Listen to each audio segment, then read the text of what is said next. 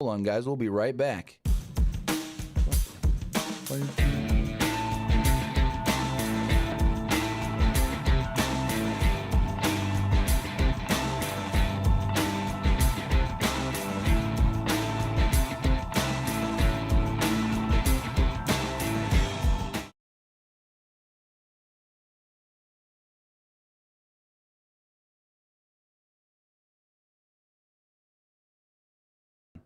We're here.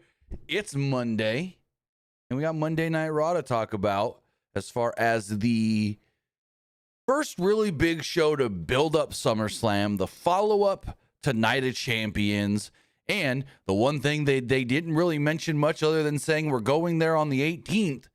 We got a Saturday night's main event coming up from Madison Square Garden that we don't know what the hell they're doing. And they didn't really tease anything for it either, which is very, very odd to me. But with that, as far as talking Monday Night Raw tonight, we've got Luke over here with us. Luke, what's going on? We missed you last week. Actually, I didn't even do a stream last week, but we missed you anyways. Why didn't you do a stream last week? I just had some stuff going on. But yeah, like I couldn't be part of it last week. Even if there was one, I couldn't be part of it. I do apologize. I had work come up. Oh, no need to apologize. But anyway, I'm doing okay. Could be better, honestly. But as far as Raw does go, it was a weird show. Don't get me wrong. It was pretty weird. So my thing was, this show started literally as I was leaving work. So I watched the first 30 minutes on my phone driving home. Yeah, I'm gonna be completely honest with you. Sorry to cut you off, but go. like, I'm gonna be completely honest with you. If you didn't remind me Raw was gonna start at 5, I probably would have missed it. Well, you didn't even know. You're like, oh, they still in Saudi? I thought they were still. I was like, wait, are they still in Saudi? No, they're legit filming SmackDown right now as we speak, because they wanted to give them the 4th of July weekend and not having to have them travel and stuff. I mean, that's fair. Yeah, but no, because it started when it did, by the time the show was over, like, it didn't feel like a long show, but it felt like I started watching so long ago, if that makes sense. Like, by the time it was over, I was like, man, I feel like I've been watching this show forever. But at the same time, it didn't like feel like a super long show or anything, any longer than normal. But I think it's because it started when it did and I wasn't home. It just felt off, I guess you would say, because it started earlier. But we will. So when we finish the Raw review, we'll then go and do the, what's it called? The polls. And at the very end, if I can find any SmackDown spoilers, we'll talk SmackDown spoilers, but we will give you guys a warning if you don't want any spoilers. So just a heads up there that we will talk anything from that we could find from the SmackDown tapings tonight, which is going on literally right now. As soon as Raw ended, they were starting to film SmackDown. But you asked me what I thought of all the big wrestling shows this weekend before we went on the air. Did you watch any of it, Luke? No, I had to work Sunday. Gotcha. So you didn't watch Night Champions? I heard Slammiversary was a good show. I heard that was actually a really good show. Yeah, I only watched the main event. You didn't watch Slammiversary on Saturday? Not Slammiversary, Night Champions on Saturday? I watched a little bit of it. Gotcha. You see what WWE's doing for All In weekend? What? So All In is August 30th. They are literally going to, I think it's Edinburgh, Texas, and they're not running a joint show with AAA and NXT. They're literally running 2 shows back to back in the same building the day of AEW All In. They're running an AAA show they haven't told us where it's going to air, probably YouTube. And as soon as that show's over, you're supposed to switch over to CW and watch NXT Heatwave. They're running 2 shows back to back. Yeah, weird. That is very weird. Yeah, it is. So like last night they had Great American Bash that went, half of the show went up against Forbidden Door. Like the first hour went up against the Buy-In, and then the second hour went up against the first hour of Forbidden Door. I mean, what I saw was good. Kendall Gray, your new NXT champion. So that was a foregone conclusion. Everyone expected that one. Now the question, and I talked about this a little bit last night, what do they do with Lola? Does she come to the main roster, or do they let her stay in NXT for a little while since she does do AAA stuff? I think there's a good chance she probably goes to the main roster. I mean, I will say I am a little like, I don't know what they're gonna do with her on the main roster if they like bring her up right now. Right, because they did just, well, I guess they can use her on Raw, but there is the rumor that they want to bring up Tatum Paxley, and based off the Lyra Valkyria video that they played tonight on Raw, I can see them bringing up Tatum and pairing her with Lyra, because like Lyra's going crazy, and Tatum loves Lyra, and maybe Tatum can calm Lyra down. I don't know, but I could see Tatum for sure. Then like you bring Lola, like we could see where they could put Tatum as far as character does go, but it's like you bring Lola Vice up, and I feel like she might just get lost in the shuffle. I don't know. I'd say go for it. I would say if you bring up Tatum to Raw, then put Lola Vice on SmackDown. Well, Lola's got to go to SmackDown because they keep couples together, and she's with Damian Priest. Right. But they just brought up Fatal Influence to SmackDown. That's 3 women. That's my thing that I was going to get at next. 4? Well, no, I meant 3 women already brought up. 4 would be counting Lola. Right. So I mean, I don't know. There's going to be a lot of women though. Like, I mean, the women's division is already lost in the shuffle. I'll admit to that, but because like, excuse me, like if you bring her to SmackDown, I guess maybe her and Tiffany for the U.S. title eventually. Well, Jade don't, if they don't put that title on Jade, but I guess her and Jade. Well, no, I don't want her and Jade. Those wouldn't be good matches. I don't think.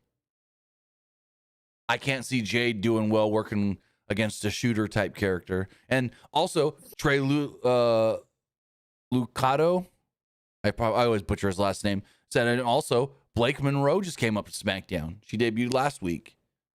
Oh yeah. So you have that as well. And she's been teasing going after Charlotte Flair, but then yeah, that's the whole thing. I don't know what they're going to do with Blake. You know what they could do? They could make her and Tiffany like a new like a heel stable. But Tiffany's not a heel right now. Tiffany's a big. They could turn Tiffany heel. I think Tiffany was honestly not a bad heel in NXT. Right. Well, she wasn't a bad heel when she was with Nia either. Yeah, just turn her heel with Blake Monroe, and you can have them be like a nice heel stable together. Maybe. But I know a lot. That's what a lot of people keep saying, though. Just pair those two together, but I don't know. Also, Kevin Abreu in the YouTube chat says Ivy Nile getting no TV time. You don't watch main event, brother. She literally worked main event.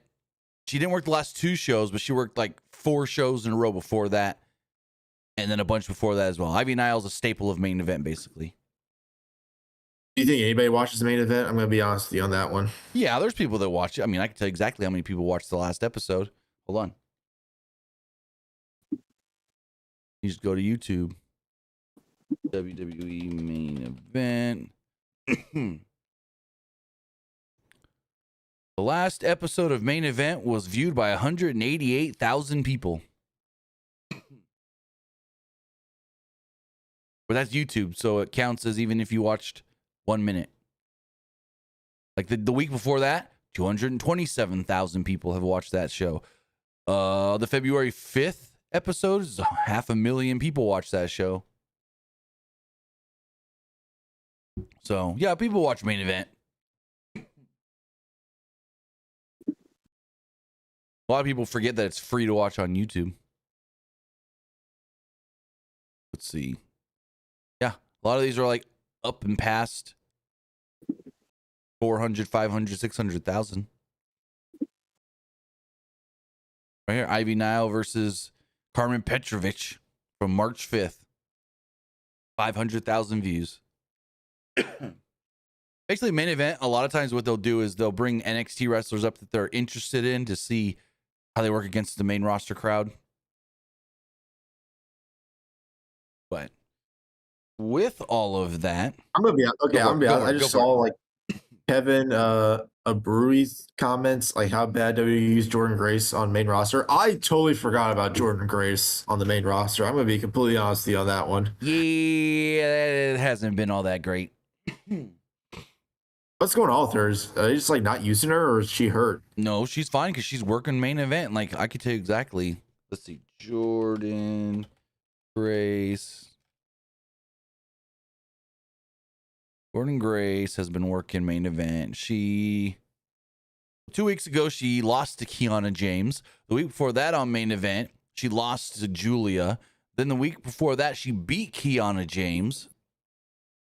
2 weeks or a week or so before that, she lost to Lash Legend on main event. Ugh. Then April 17th, she was on SmackDown. The last time she was on a SmackDown was April 17th, and she lost the number one contenders match for the women's U.S. title to Tiffany Stratton. So, and then April 10th, she was on main event where she beat Zelina Vega.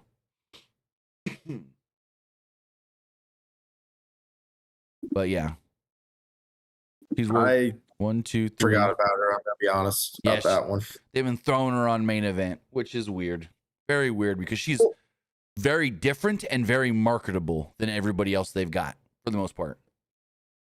Yeah, and it's like whenever like they brought her in, like they made it like a huge deal. Like she was gonna be a problem on like in WWE, and they brought her up quick to the main roster because they felt like she didn't need to be in NXT for that long. The whole now thing, it's like, I get it, but the whole thing was, oh, we want to brag that we stole her from TNA, you know? That was the problem. Now they have a working relationship with TNA. They always did. They didn't need. Well, they even did before they signed her. Like, yeah, she did a couple things like the Rumble and whatnot before they had their working relationship. But before, like, her and Joe Hendry signed, they already had that working relationship. So I don't know. I'm baffled by it because I'm a big Jordan Grace fan. I've always liked Jordan Grace. I've always thought she was different because of her strength and whatnot. Then when she transformed her body, she was even more different. But then, and I'll just say it, I've seen some people go, what's the big deal about Jordan Grace? She's just a white Jade Cargill. I've seen people say it. Like, Jade's better. That's not true. Jordan Grace is a way better pro wrestler than Jade Cargill. But I don't know. We'll have to see. Freaking Mercedes over here teasing Bailey going to AEW. You see that one today? Bailey teasing to go to AEW? Mercedes is teasing Bailey coming to AEW. Oh. Did you see that? Yeah, I saw it. What was it, the Wrestle Dream photo? Yeah. The fan-made graphic. Yeah. I mean, could have happened, maybe, but... Because Bailey's contract is up, I want to say, hold on, I can tell you when. It's coming up. Might be this fall. Do you think that's why they split her and Lyra up, like just in case if Bailey ends up leaving? No. But let me see. Bailey's contract. Do we know? That's not it. Wrong one. There it is. Bailey's contract is up late 2026, fall 2026.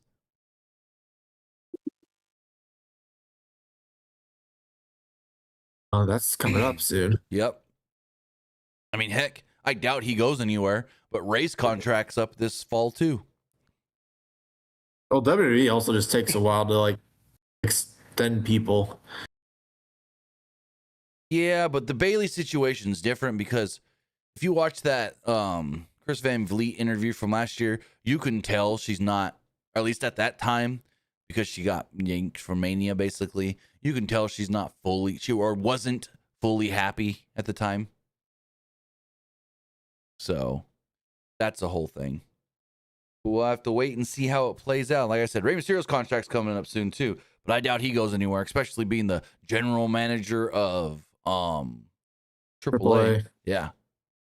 So I'm curious to see how much longer like Ray's gonna wrestle.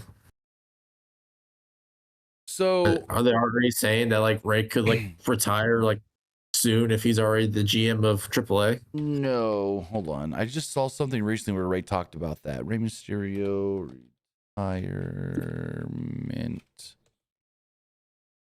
Where was it? Ray said, like, oh, what was an interview that I just recently saw? Like, I had seen an interview recently where he was talking about it, and he was like, when they put me in the Hall of Fame, I asked them if that means I have to retire, and they're like, no, we just want to do it in Southern California. We don't know when we're going to be back to Southern California. It's the perfect place. It was a whole thing. And Ray's like, they told me I could keep going as long as I want. And he said he's feeling good. So, can't remember what interview that was now. Dang, now it's going to bother me. But anyways, yeah, Ray's good. Ray's not retiring, and I don't think Ray's going anywhere from WWE.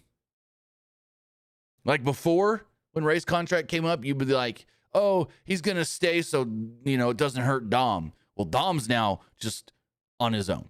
Dom's great. WWE's going to keep Dom probably forever, and even if Ray doesn't resign. But I see Ray, but not just because of Dom. I see Ray being, even if he's not an active wrestler, being affiliated with WWE going forward. Was it the Undertaker podcast?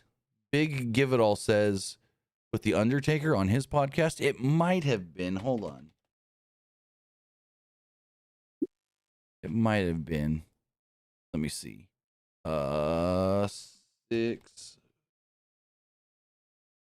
Under podcast.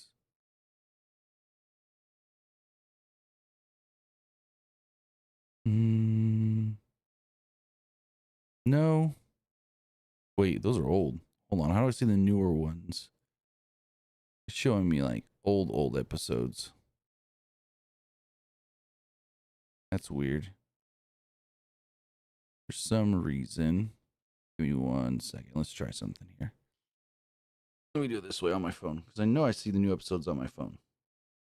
6 feet under with the Undertaker.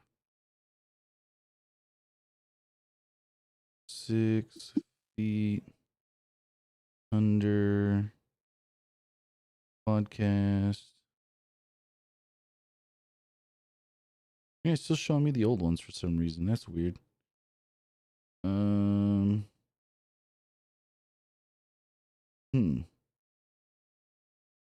Yeah, I don't know. Never mind. I want to say it might have been that, though, because I remember. I don't know. Anyways, enough of all of that, getting sidetracked and whatnot. With that, I want to say thank you for joining us here. Twitch.tv/PWU Unlimited, YouTube.com/Pro Wrestling Unlimited, and podcast services all around the globe like Stitcher, Spotify, Google Pod, Apple Pod, Anchor, iHeartRadio, and so much more. Remember, if you're watching live on Twitch, you can help us out a couple of different ways. You can help us out by hitting that donate button down below or by donating Twitch bits in the live chat. Also, remember, you can help us out by subscribing to the channel, one of 2 different ways. Remember, if you have, you could subscribe with a tiered subscription, or if you have Twitch Prime, you have Amazon Prime. And Amazon Prime, or if you have Amazon Prime, you have Twitch Prime, and Twitch Prime gives you 1 free subscription to any Twitch channel you want to subscribe to throughout the month. And you can do so right here, Pro Wrestling Unlimited. Also, remember, help us out over on YouTube. You can help us out over there by hitting that subscribe button. That way you know when we go live, when we post new videos, and when we post to the community tab. Also, remember, you can help us out by subscribing as a channel member, where you get early access to our graphics tutorials, our graphics packages, a badge next to your name, emotes and emojis, and so much more. Also, remember, if you want to get your comment, question, or concern right live on the air, you can donate a super chat in the live chat. Finally, head over to the Epic Game Store. Head over to the Epic Game Store and buy something. Whether you're buying a new game, whether you're buying an old game, whether you're claiming a free game or getting bucks for Rocket League, Fortnite, or Fall Guys, use this code right here, PW Unlimited, at checkout, and you will be supporting us at no extra cost. They're adding a bunch of the old Marvel skins to the shop in Fortnite right now. So if you haven't gotten any of those older skins and you want them, put our code in the Fortnite shop, whether that's your PlayStation, your Xbox, your phone, your tablet, your Switch, your computer, anywhere you play Fortnite, your TV. Some TVs now let you play Fortnite on them. Put the code PW Unlimited, bottom of the shop, and you're good to go. with all of that, I'll tell you right now, Luke, wear sunscreen. I'll show you. Why? Look how red my shoulder is. I don't know if you could tell. Oh, jeez. Yeah. I wasn't even Where were outside you at? in the pool in the backyard. Maybe for an hour and a half. You guys have a pool? Yeah. It's just an above ground pool. It was like $300. Not bad. Oh, that's not so bad then. No. But yeah, like growing up and all throughout like my 20s and early 30s, I never sunburned. Never wore sunscreen. Perfectly fine. Then we're out there. And granted, it was like the hottest day we've had all year. The sunniest day we've had all year. No clouds in the sky. And then, yeah. Because I went out. Go for it. Sorry, but like before we start, I think we have a bunch of bit donations from esports gaming. Yeah, I was going to get to those. Have we read like the first two? I think we basically talked about the first two already. We talked about them, but we haven't read them. I'll read their comments. But basically what I was going to say is like, yeah, wear your sunscreen. Because like moving, that hurts. That's as high as I can go right now. So, yeah. Got any aloe? I put a little bit on last night, but not a lot. Probably should do it more. No, I lied. I have burned once before when I was a kid, but that's because me and my friends went on the lake with...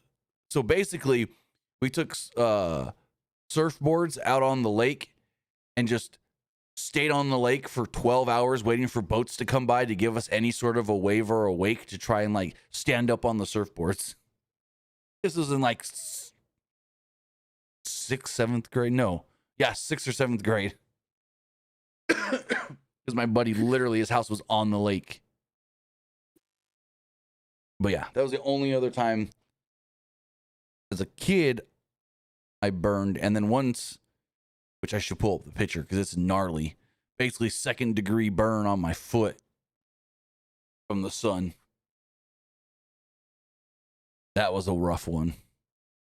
Barely put a shoe on for like a week.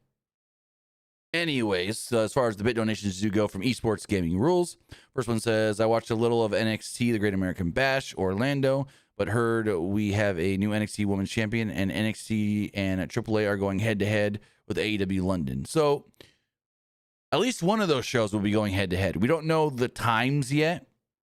I would assume the NXT Heatwave show would be going head-to-head. I don't know about the AAA. AAA, because it's before Heatwave, so it may be before All In, maybe part of the buy-in or something. I don't know. But yeah, WWE out here trying to counter program yet again. He also says, Zimene starting to tease, but begging AEW to sign Bayley. I don't think she has to beg. If Bayley becomes a free agent, Tony Khan would be stupid not to try and sign her. If she doesn't stay with WWE, like even if Mercedes wasn't there, Tony Khan would be dumb not to try and get, I don't know what name she would, Davina Rose. Maybe she goes by her real name, Pam. She can't be Bayley. So, yeah, no. I don't think it has, like, even if Mercedes wasn't there, like I said. What are your thoughts? You think Bayley can go to AEW? You think she'll leave WWE? I mean, there's a chance. I don't know. It's kind of hard to tell right now. I mean, I feel like I feel like the biggest reason why she would want to go to AEW is maybe like Mercedes is trying to like recruit her. Like, tell her to be like, hey, like we could like really work together in AEW. I mean, obviously she can't talk money, right? But they can. It's perfectly legal for them to say like, hey, like we could work together in AEW. So, we can push all these ideas. She's been backstage because she's been there for shows that Mercedes was on to like support Mercedes and stuff. Just like, you know, Britt Baker would go to NXT shows for Adam Cole, kind of the same thing. So, right. And then I think her and Mercedes, before WWE had a working relationship with TNA, her, Mercedes, and Tamina were there the night, I think, my mind just went blank. Why'd my mind just go blank? Trinity won the TNA Knockouts title, yeah. So, like, she's been around. I don't know how much, but I know she's like been there for Mercedes. He says, congratulations to Amazing Red and Conan being inducted into the TNA Hall of Fame. Yeah, so Amazing Red's going in the Hall of Fame. Frankie Kazarian announced that after the Ultimate X match last night. Of course, Conan going in. Conan's a big deal in TNA. Like, if you don't know, you know. He's been in LAX. He was in 3 Live Crew. He was there basically kind of from the start. I mean, he was there with Road Dogg and old Ron Truth Killings. 3 Live Crew. But I don't know. You heard of all the health issues Conan's been going through? I heard he had like both legs amputated. Yeah. Well, I don't know if he's going to be able to make it. I'm going to have to do you think he just does like a video? That's what I was going to say. They like Skype him in or he filmed something beforehand. I don't know. Because I don't know if he can travel. Like, I don't even know if because I know he was in and out of the hospital even after the leg amputation. So I don't know if he's still in the hospital, not in the hospital. Cool that they're doing it because it's a long time coming. Conan's done a lot for TNA, but yeah, interesting. I mean, it sucks at the same time because, like, I don't think he's been inducted into the WWE Hall of Fame. Do you think it could happen? Ooh, that's a tough one. So, like, Conan going into the WWE Hall of Fame, maybe now that they own AAA, it's more of a possibility. Especially with, they can really play up how, you know, Conan. So Conan, most people don't remember this. Conan was in WWE before he was in WCW. He was Max Moon under that mask. But anyways, they could talk about, you know, not only was Conan a great wrestler, Conan worked behind the scenes in AAA. Conan helped bring, you know, Lucha Libre to the United States. He's the one that got the luchadors into WCW. He got a lot of luchadors just started. Like, he got Ray started basically with AAA. Ray was training and he was like, hey, we're starting up this thing AAA. You may want to check it out and come with me. And yeah. So, like, Ray says it all the time. If it was for Conan, he wouldn't be where he is today. Conan got him where he is. So that's the other thing. I got to remember what fucking podcast this was on, because Ray was also talking about being in Mexico and traveling in vans with other luchadors 7 days a week. And it got to be the Undertaker one. Because he talked about, you know, Angie sending him money. And this was a recent interview too. Man, now it's going to bug. Wait. I think I might know which one it is. This is going to bug me till I find it. Hold on. Was it?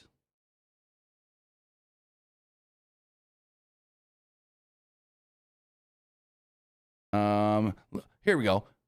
What's your thoughts on Sami Zayn? While I was trying to find this, what's your thoughts on Sami being WWE champion? Because there's a lot of people. There's a lot of people. This is very decisive on Twitter right now. I mean, obviously, it's really good for Sami Zayn. Like I like that he finally won a world title in WWE. I just didn't expect it to be this like at Night of Champions.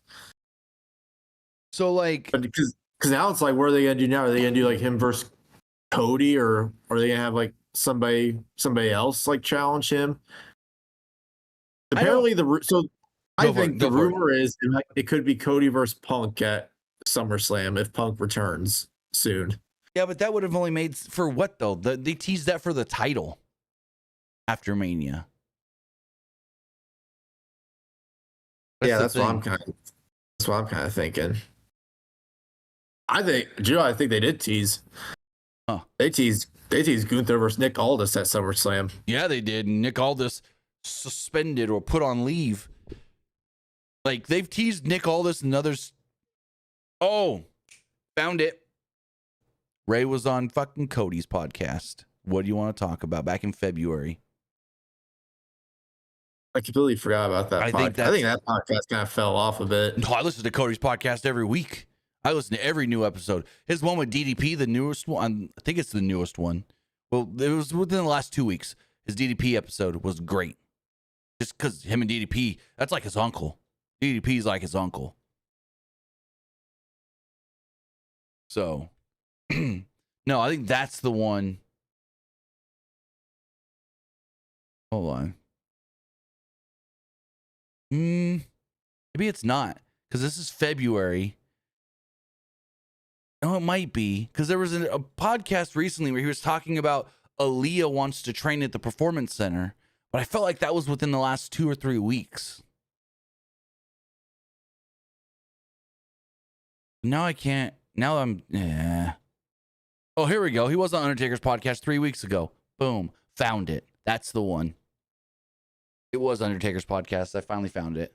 For some reason, it wasn't coming up on YouTube Music where I listen to podcasts, but I found it here on YouTube. Regular YouTube. So that was it. But yeah, did you hear that where he had his daughter train and she really loved it, and now he wants to try and get her in full time with the PC and basically not do what they did with Dom? He wants to actually have her become a PC recruit and train there and learn and do it the quote unquote the WWE right way, instead of just, my boy's ready, throw him in a match with Seth frickin' Rollins. Now look where Dom is. Holy shit. That's crazy to think. That was what, 6 years ago? My math right? 6 years ago? SummerSlam? When was COVID? That's what I'm saying. SummerSlam 6 years ago. We're coming up on the 6th-year anniversary of Dom's first match. And not just first match in WWE, first actual match ever outside of a training school. Right. To say your first match, granted it was during COVID, so there was at the PC, but to say your first match ever was on WWE's second biggest show of the year against one of their top guys. What the? Speaking of Seth, did Montez Ford call Seth Rollins the GOAT tonight? When Basically. The GOAT in this ring. I thought that was John Cena. I thought WWE says that's John Cena, or is that just Michael Cole? I don't know. I was confused when he said that. He's like, I want to thank the GOAT, Seth freaking Rollins. I'm like, with a GOAT? Okay. But we do have, from Esports Gaming Rules, he says, everyone thinks WWE should have waited for Sami Zayn's world title win in WrestleMania 43 Saudi, but they did it already. So a lot of people predicted that's what they were going to do. It would have been the bigger stage. It would have been the bigger moment. It would have been the bigger, like, crowd watching. But you know what they still haven't said? They still haven't said a date for next year's Mania in Saudi, and they haven't stated if it's a 1 or a 2 night WrestleMania. When they, the last couple of years where we've had these 2 night WrestleManias, first, as soon as they announce it, they announce them as 2 night Manias. But Saudi has not been announced as a 2 night Mania, which is very interesting to me. Have you thought about that, or is it? Yeah, I've actually I'll admit, that is kind of nuts. Because when you think about it, when The Rock announced, Mania coming to New Orleans, 2 night Mania. And then when the first time they announced it for Vegas, 2 night Mania. But they haven't said a date, or B, if it's a 1 or a 2 night Mania. So yeah. That's very interesting. Also, one other question, Kevin Abreu brought it up in the chat. Did you see the stuff with AJ Styles' son this past weekend having his first match? Yeah, he came out to Demigods. Mm-hmm. And then he did like a phenomenal. He had there was one spot where he kind of saved himself. Which spot? Off the barricade? Well, he slid under that barricade, that steel one. That was smooth. Like, he did that very well. Like, yeah, he did that he slid it. Like, surprised he didn't hit his break his face off of that. Yeah, no, he slid under that perfect. So that perfect, did the phenomenal forearm off of that. What spot are you talking about that he saved himself? Was it that one? It was when he slid underneath that. I was surprised he ducked his head and didn't break his face on that. Jesus. I wonder if they practiced it beforehand or not. But no, from the clips that I saw, he looked good for someone having their first match. Actually, looked better than most people you see in their first match. Well, he had AJ training him, so. Right. And apparently it's AJ's second oldest son, not his oldest son. But apparently all AJ's kids want to eventually wrestle. I don't know about his oldest kid. I don't know about his daughter, but I know all of his boys have expressed interest. Well, his daughter's still really young. Yeah, I mean, freaking Roxanne Perez started when she was real young. what, like 15 or 16? I think she was like 14 when she started training. I mean, she was ROH Women's Champion by what, 1920?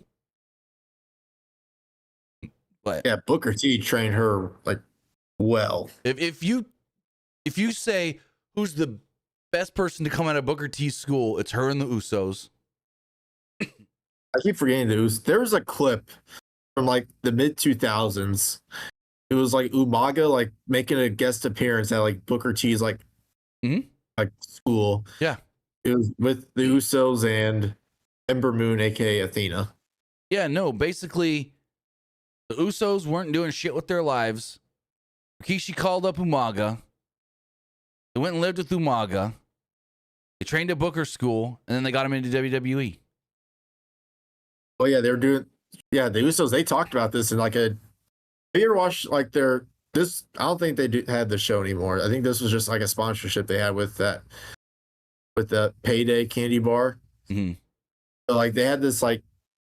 It's called Your First Job. It was with their Payday sponsorship. I vaguely remember this. And the Usos were on it. And they were talking about they used to like move office furniture. Mm-hmm.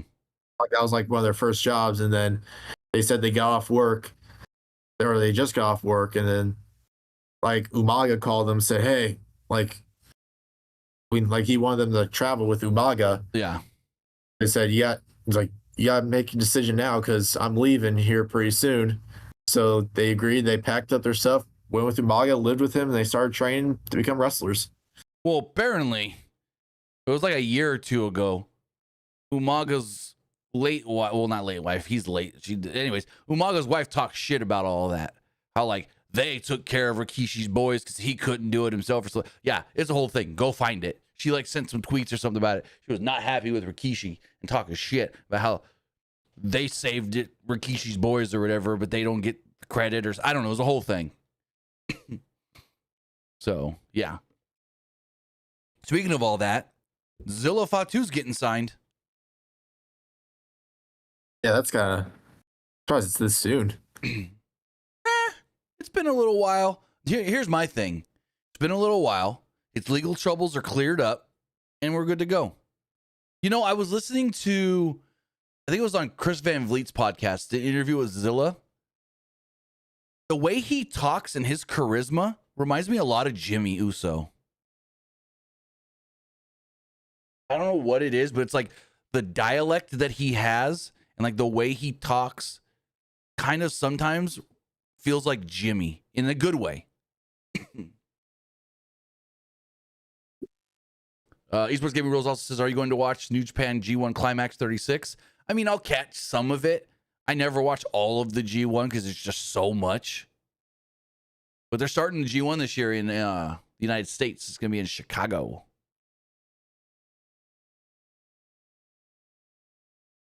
But are you going to check out any of the G1? Usually I watch like the last 2 rounds or whatever it is. I don't really watch New Japan that much anymore. Yeah, me neither. New Japan just hasn't really done jack squat. Dude, last night when Hiroshi Tanahashi came out at Forbidden Door, if they weren't playing his music, I wouldn't have thought it was Tanahashi. Yeah, a lot of people thought like, man, like this dude, like ages. Cut his hair, and he gained a bunch of weight. His face is round. Yeah, he gained a bunch of weight, and like, yeah. Yeah, no, if they weren't playing that go Ace, and then say, the president of New Japan is here, I wouldn't have known it was him. I swear to God. And I'm not just saying that to say that. I legit wouldn't have known that was him. And then Esports Gaming Rules also says, can't wait. Can't we getting the final chapter of Brock versus Oba inside Hell in a Cell? Yeah, we'll talk about all that because that's some interesting booking. So, I mean, we can get in it right now. Beginning of Raw was Oba Femi. Oba comes out. Great reaction from the live crowd.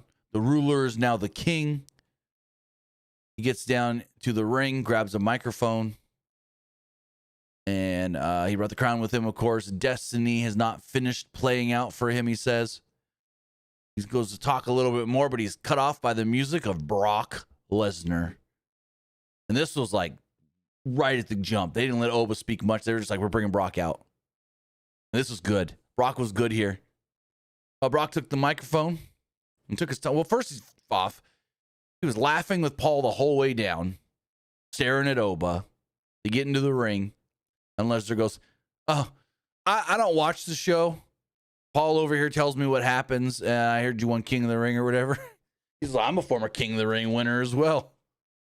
I was laughing so hard. I'm just like, of course Brock doesn't watch the show. No, duh. Rumor, like, stories have always been, Brock's not a person that watches TV. And if he watches anything, it's hunting shows. So I wonder what Brock does in his free time.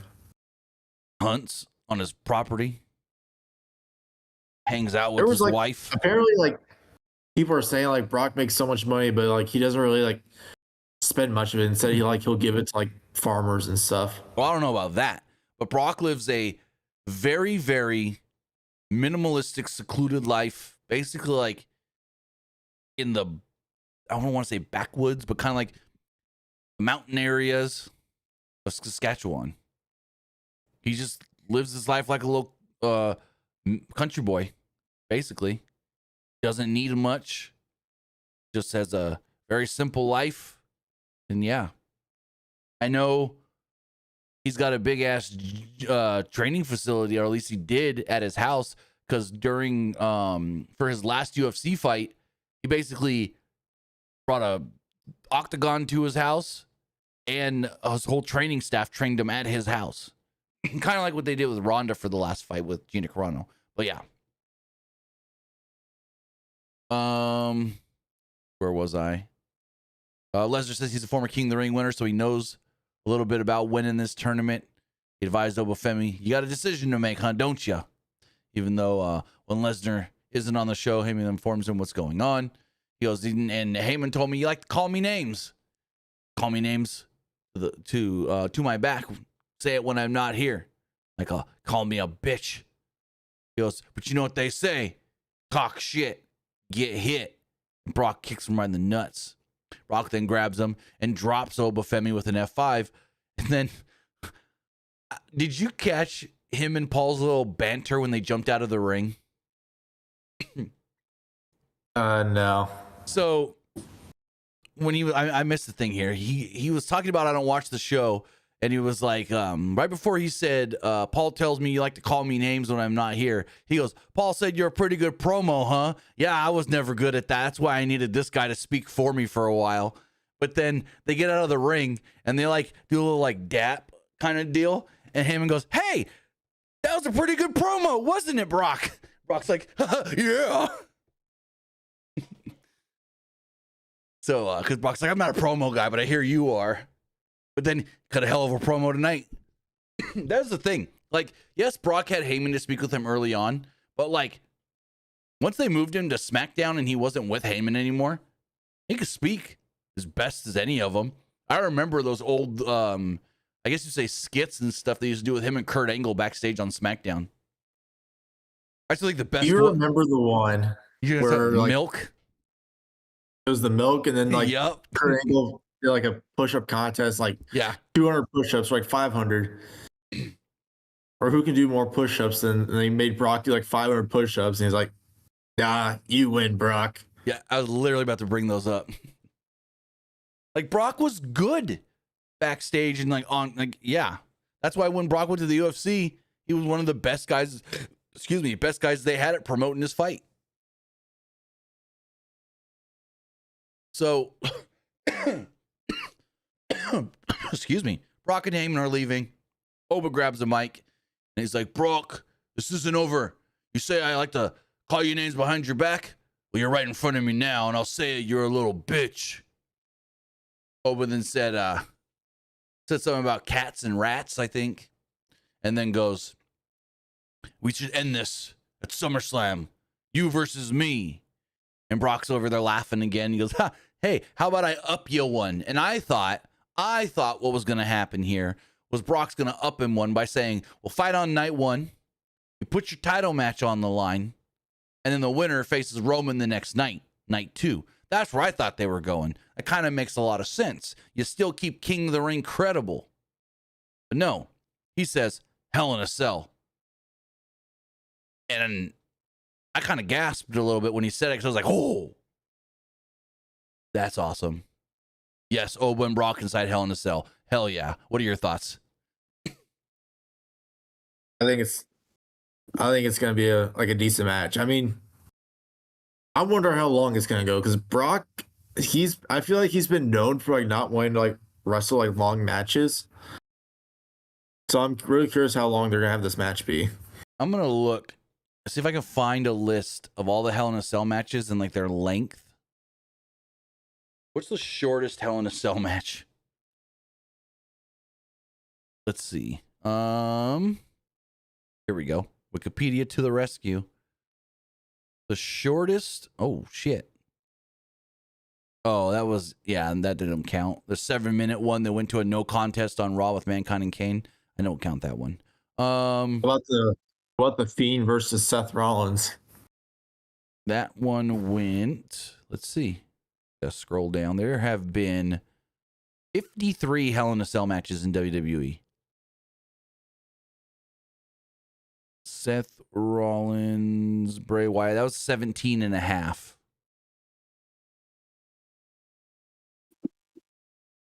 I forget Roman and Ray had a Hell in a Cell match during COVID. But also, you got to think, yeah, there's been 53 Hell in a Cell matches, but Vince was on the kick with the Hell in a Cell pay-per-view for a while. They had to have a Hell in a Cell match every October. But, so 17 and a half. 13. Bobby Lashley and Xavier Woods, 1340. That was on a Raw during COVID. I barely There were a lot of remember Hell in a that. Cell matches during COVID. Let's see, there were... They probably just felt like, fuck, like, F it, it's COVID. Like, well, do whatever we want, basically. There were 1, 2, 3, 4, 5, 6, 7. 7 Hell in a Cell matches during COVID. Well, was this Raw during COVID? Yeah, because it was from Tampa. So yeah, 7 Hell in a Cell matches from where was it? From October. Well, because if you think the Hell in a Cell pay-per-view in 2020 had 3 Hell in a Cell matches itself. It had Roman and Jey Uso, Sasha Banks and Bayley, Randy Orton and Drew McIntyre. There's 3 right there. And then once they moved to the Thunderdome, because those 3 were in the PC, no, the Amway Center. The Amway Center, that doesn't make sense. October 2020 was COVID. They were in the Amway Center for that show? I thought that would have been the PC. Anyways, then when they moved to the Thunderdome in Tampa, they had 1 Roman and Ray match on a SmackDown. Then Hell in a Cell, the pay-per-view in 2021. And Bianca Belair versus Bayley and Bobby Lashley versus Drew McIntyre. And then Bobby versus Woods on a Raw the next night. So, but the shortest, probably that Woods and Lashley one. 1340. Let's see. If they can get Brock and Oba to go 10 minutes in Hell in a Cell, I'd be fine with that. Here we go. CM Punk versus Ryback went 11 minutes in Hell in a Cell. I keep forgetting about that match. Whoa, hold on. Oh, wait. That was a dark match. That doesn't count. There was a 5-minute Hell in a Cell where John Cena defeated Del Rio, Punk, Dolph Ziggler, and Jack Swagger. It was a Raw dark match inside Hell in a Cell. What the fuck? Having John Cena do a dark match is criminal. Well, it's 2011. Cena was doing a lot of dark matches then. Here you go. Undertaker CM Punk for the World Heavyweight title. Hell in a Cell, 10:24. That's our shortest so far.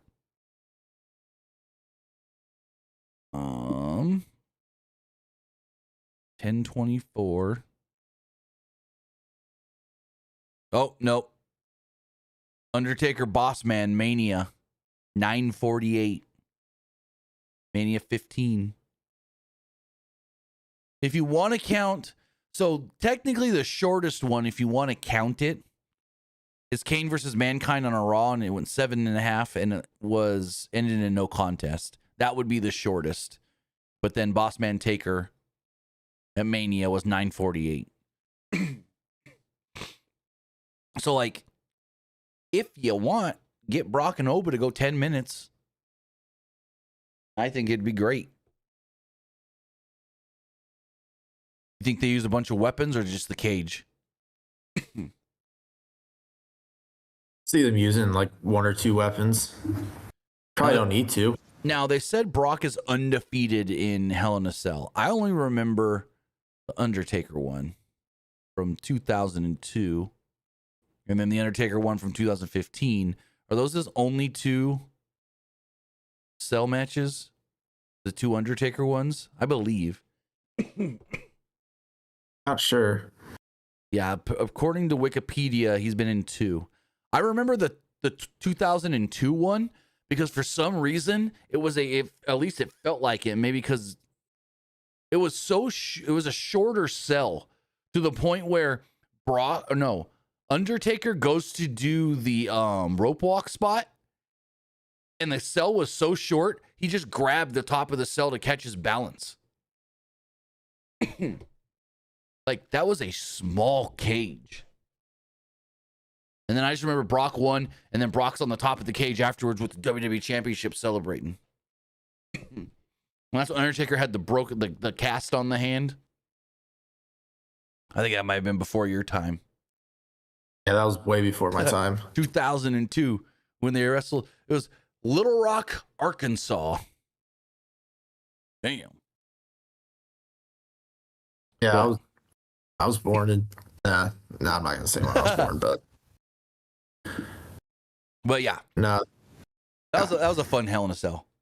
But I just remember it being short because Taker was able to literally stand on the top rope and grab the top of the cell. That's the one thing I remember. That and him having the cast on his hand and using it when he went for the freaking, what is it called? What's the freaking rope walk spot? What does he call it? Man, my mind's blanking right now. The Roblox spot? Yeah, what does he call it? Where he does the rope walk. Does the rope walk and then he jumps off with the forearm to the back. There's a name for it. Chat, what is it called again? Chat will tell us. But yeah, I remember that's the one spot I remember from that match. That and Brock celebrating on top of the cell afterwards. But anyways, so we go to the back and old school. Thank you, Stalking. Old school is what he calls it. I don't know why I couldn't remember that. Anyways, we go to the back and basically Heyman's trying to plead with Adam Pearce to make the match official. Austin Theory then shows up and goes, Paul, I know you're going to be here. And Heyman's like, oh, yeah, I'm here. Now you know. Bye. Like, what the fuck was that? Are they basically just saying that Paul Heyman has officially left the vision? I don't know. I think, who was it? Montez Ford, no. It was Joe Hendry's song where he said something about the meal tickets back or whatever. But anyways, yeah, no, he was more fixated on getting Brock that Hell in a Cell match and like didn't care whatsoever about Austin Theory. Like Theory walks up and Heyman's just like, oh yeah, I'm here, bye. What the fuck? I was waiting for Heyman to go, yeah, you didn't know I was going to be here because you didn't, I don't care. Anyways, Oba then walks up and Adam Pearce is like, are we really doing this? And he's like, I want Brock. I'm going to end this at SummerSlam. He's like, you know what that means, right? Because yes, I'm foregoing my title match. The title will always be here, but who knows how much longer I have to face Brock Lesnar. I need to end this now. And Adam Pearce is like, all right, if that's really what you want, we'll do it. And so they made it official. Brock Lesnar, Obafemi, Hell in a Cell. If it's half as good as I think it can be, this should be a heck of a match. Again, I think it needs to go. I would love it to go 10. If it goes 8, it would be fine. I feel like anything shorter than 8 may be too short. Now, here's my question. Because they kept calling it potential greatest main event in SummerSlam history. This could be the greatest main event we've ever seen. This. You think this closes one of the nights? You think this goes on last night 1 or night 2? I think night 2 should be Seth and Roman. Do you think maybe this is the night 1 main event? Or let me throw you another curveball. It's match 1 on ESPN. I think I can see match 1 being on ESPN because I can see ESPN just wanting Brock. Yeah. And just think about, you put this on ESPN and then tell people, want more of this shit? Pay us $30 on ESPN Unlimited. Basically. So, I mean, that's what they wanted with the last Oba Brock match. They literally, ESPN wanted it. I think the night 1 main event at least should be Liv versus EO. You think? I don't know. I'm not feeling it. We saw it it's like we saw it at Night of Champions. It was fine. It wasn't like a great match or anything. It was fine. I don't know. I'm not really feeling it after we just saw it. Or do you think it's Sammy defending the belt against maybe Cody? That's a tough one. I don't know what they do with Sammy as the champion.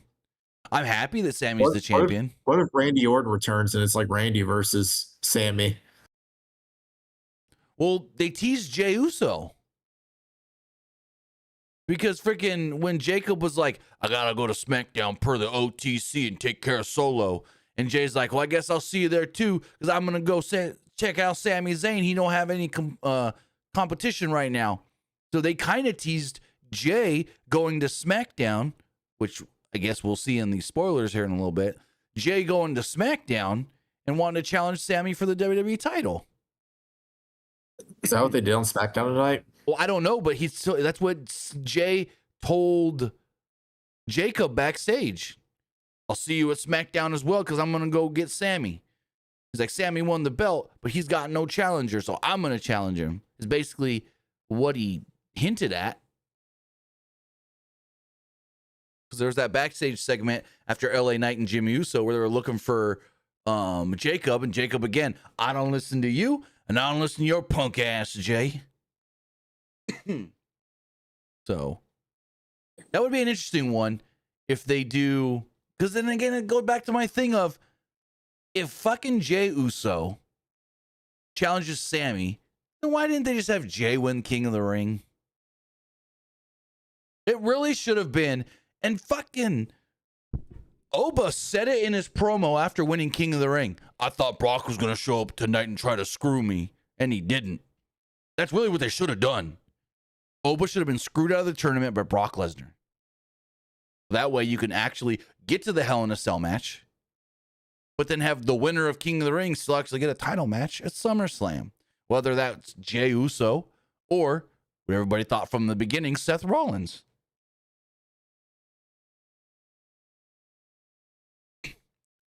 But moving forward, we had a match with Ethan Page and Rey Mysterio. This is our first match of the night.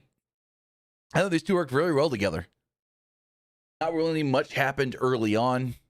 After commercial break, though, Page sent Mysterio into the turnbuckle head first and dumped him with a side suplex onto the mat for a near fall. Page then charged at Rey, who low bridged him and sent him to the floor. Rey follows up with a sliding splash. Excuse me. Back in the ring, Mysterio hit a bombs away off the top. Then he sprang off the top rope with the crossbody for a near fall. Page dumped Rey with the face first wheelbarrow suplex for another near fall. Page at one point picked Mysterio up in a fireman's carry position and walked up to the middle rope. Rey then countered whatever Page was going to do, I don't know what, and hit an avalanche Hurricane Rana. Finally then hit the 619 frog splash and pinned Ethan Page in a 10.5 minute match. Again, I thought these two worked very well together. What did you think of the match? Oh, the match was actually pretty good. I liked it. Chat's asking for what's the longest Hell in a Cell. We saw the shortest, which was that 7-minute one, but I wouldn't count. So the 9-minute one, the longest Hell in a Cell match ever. Let's see. Back to the top. We have the Shawn Michaels Undertaker one literally went 30 minutes on the dot. First one ever. Armageddon Hell in a Cell, which was a 6-man Hell in a Cell, went 32. Which that's got the great spot with Rikishi getting thrown off the top of the cell into the back of the truck with the hay. Triple H, Shawn Michaels from Bad Blood, 47.5 minutes. That looks like it's the longest by a long shot. Oh. Holy shit, I don't remember this match going that long. Kevin Owens and Shane McMahon in a Falls Count Anywhere Hell in a Cell match went 40 minutes. I don't remember that match being that long. That was like the main event of that Hell in a Cell show. Yeah. That show also had the Usos and New Day. Usos and New Day kicked off. They had Jinder defending the WWE Championship against Shinsuke. Well, and then don't get me started on all that. But yeah, Shawn and Triple H at Bad Blood. 47 minutes is the longest. Second longest, 40 minutes, is KO and Shane. Shane coming off the top of that cage. Shinsuke should have won the WWE Championship early in WWE. Shinsuke should have beat AJ for the title. I'm saying it right now. He should have. He should have beat AJ. He should have beaten Jinder. Like WWE, like really should have known Jinder as like WWE champion was like not profitable at all. Well, here's the weird thing. They did it because they wanted to market him as a champion in India. But he's Canadian. Well, he's born in Toronto, but he's Indian, of course. But here's the thing. So, did you hear the whole story about why they went to India, but took the title off of him before they went to India? Because he was going to lose to Triple H? No. Because Brock didn't want to work him at SummerSlam when it was champion versus champion. So they put the title on AJ. Series. Yeah, Survivor Series. So they put the title on AJ because Brock liked at the time working small guys. He didn't want to work freaking Jinder, so they had to put the title on AJ, and they did it literally like 2 weeks before they went to India or whatever. They wanted this big push of him being the champion and market it in India, and then he doesn't even go to India with the belt. Because Brock didn't want to work with him. Yep. They had to get the title off of him before Survivor Series. And then they like really like stopped like pushing Jinder after that. Oh, like right yeah. after he lost the WWE Championship, like yeah, he won the United States title at Mania, but like after he quickly lost that United States title. And then like after that, they just did nothing with him. Here's my thing. Jinder Mahal, Raj Devi, whatever you want to call him, not the greatest wrestler, good athlete. I always thought he was a great on-screen character. Like he always had that going for him for me. He was always a great on-screen character. Remember when he debuted WWE and he was like working with Great Khali? Yeah. But him and the Bollywood Boys, whew, some good stuff.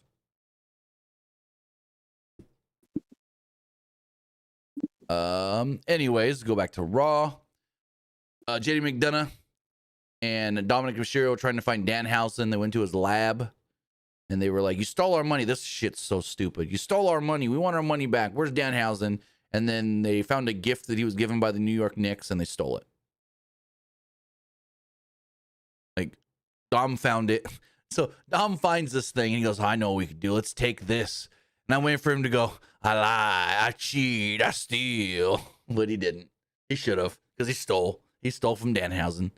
Big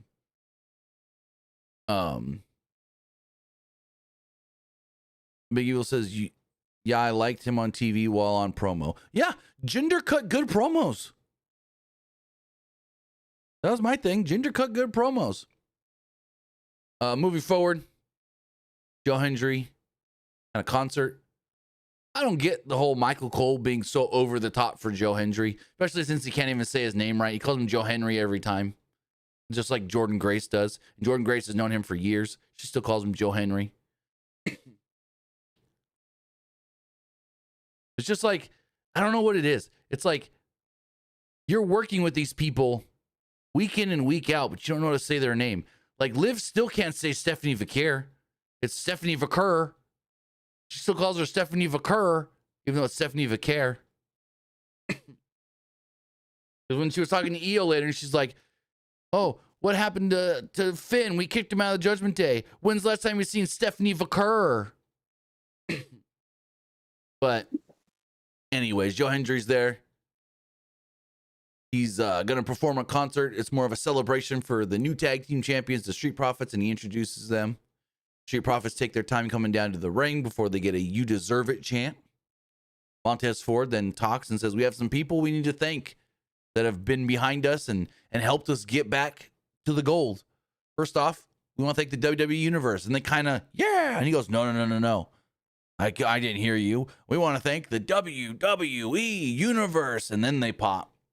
And like Dawkins is trying to hype him up. He's like, yeah.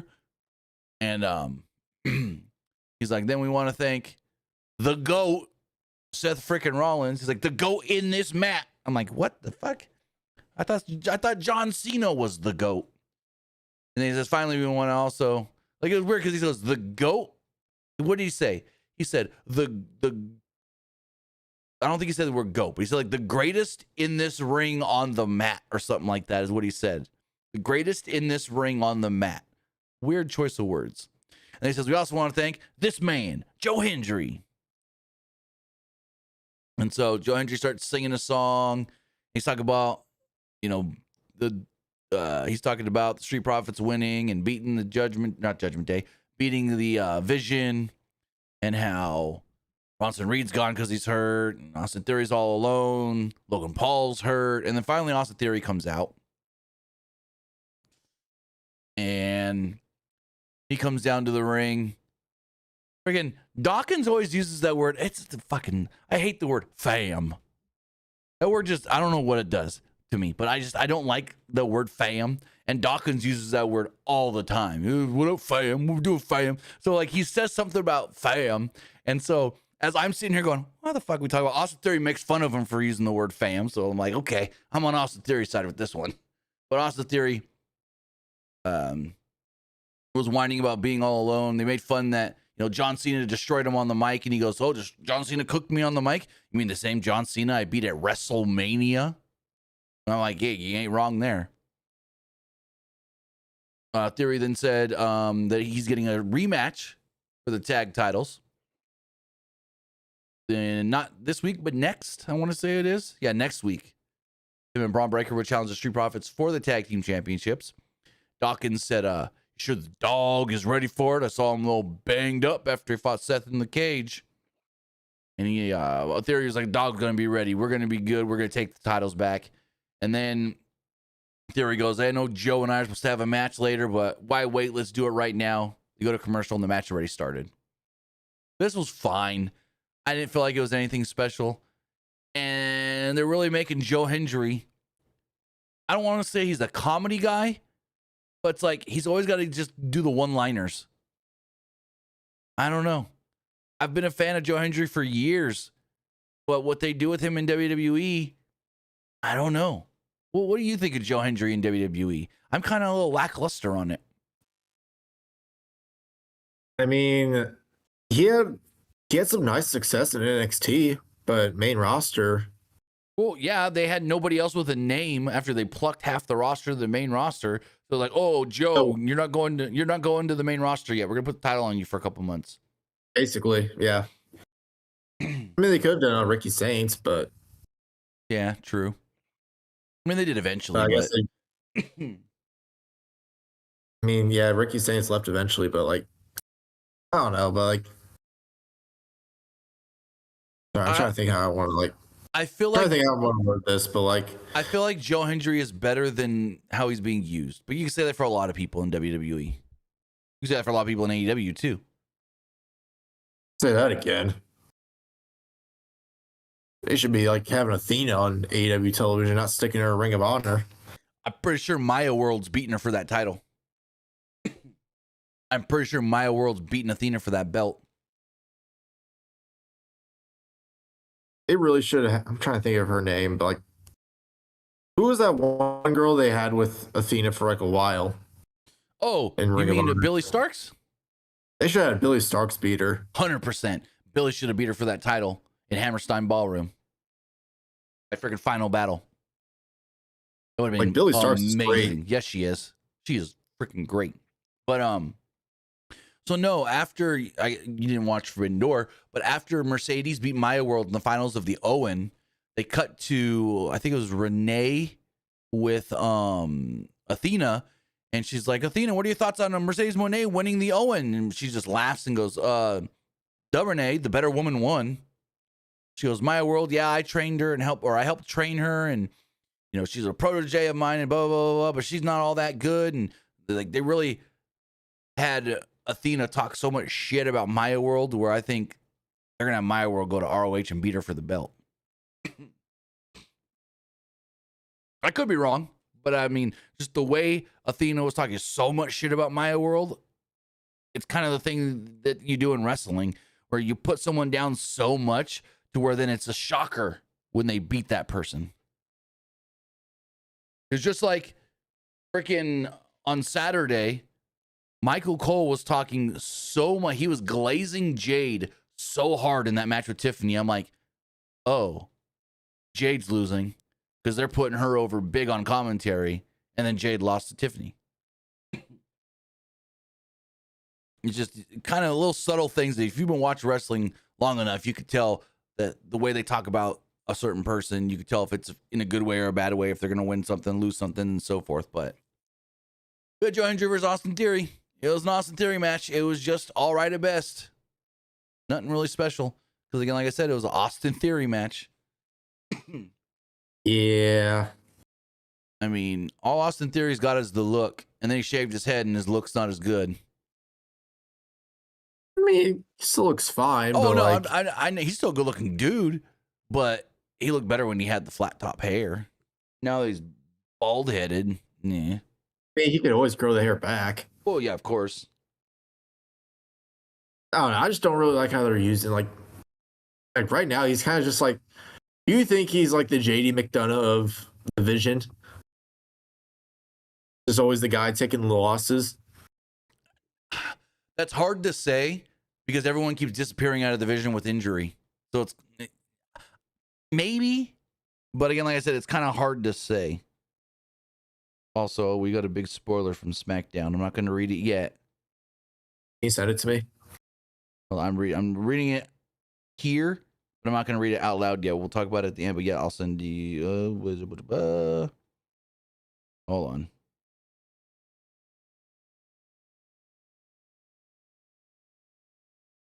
Okay, maybe this isn't what I wanted. Hold on. Oh. Nope. Someone sent me a tweet, but then I clicked into the tweet. It was supposed to be a spoiler from SmackDown. When I clicked into it, the tweet had been deleted, so I don't know what it is now. We'll talk spoilers at the end of this. We're halfway through this show. So yeah, it was an Austin Theory, just a simple match. They worked fine together, but it was nothing special. The match, like I said, started during the break. Hendry at one point escaped a jawbreaker and caught Theory into DDT. Theory then hit a flurry of right hands and a back elbow. At one point, Hendry hit a discus lariat.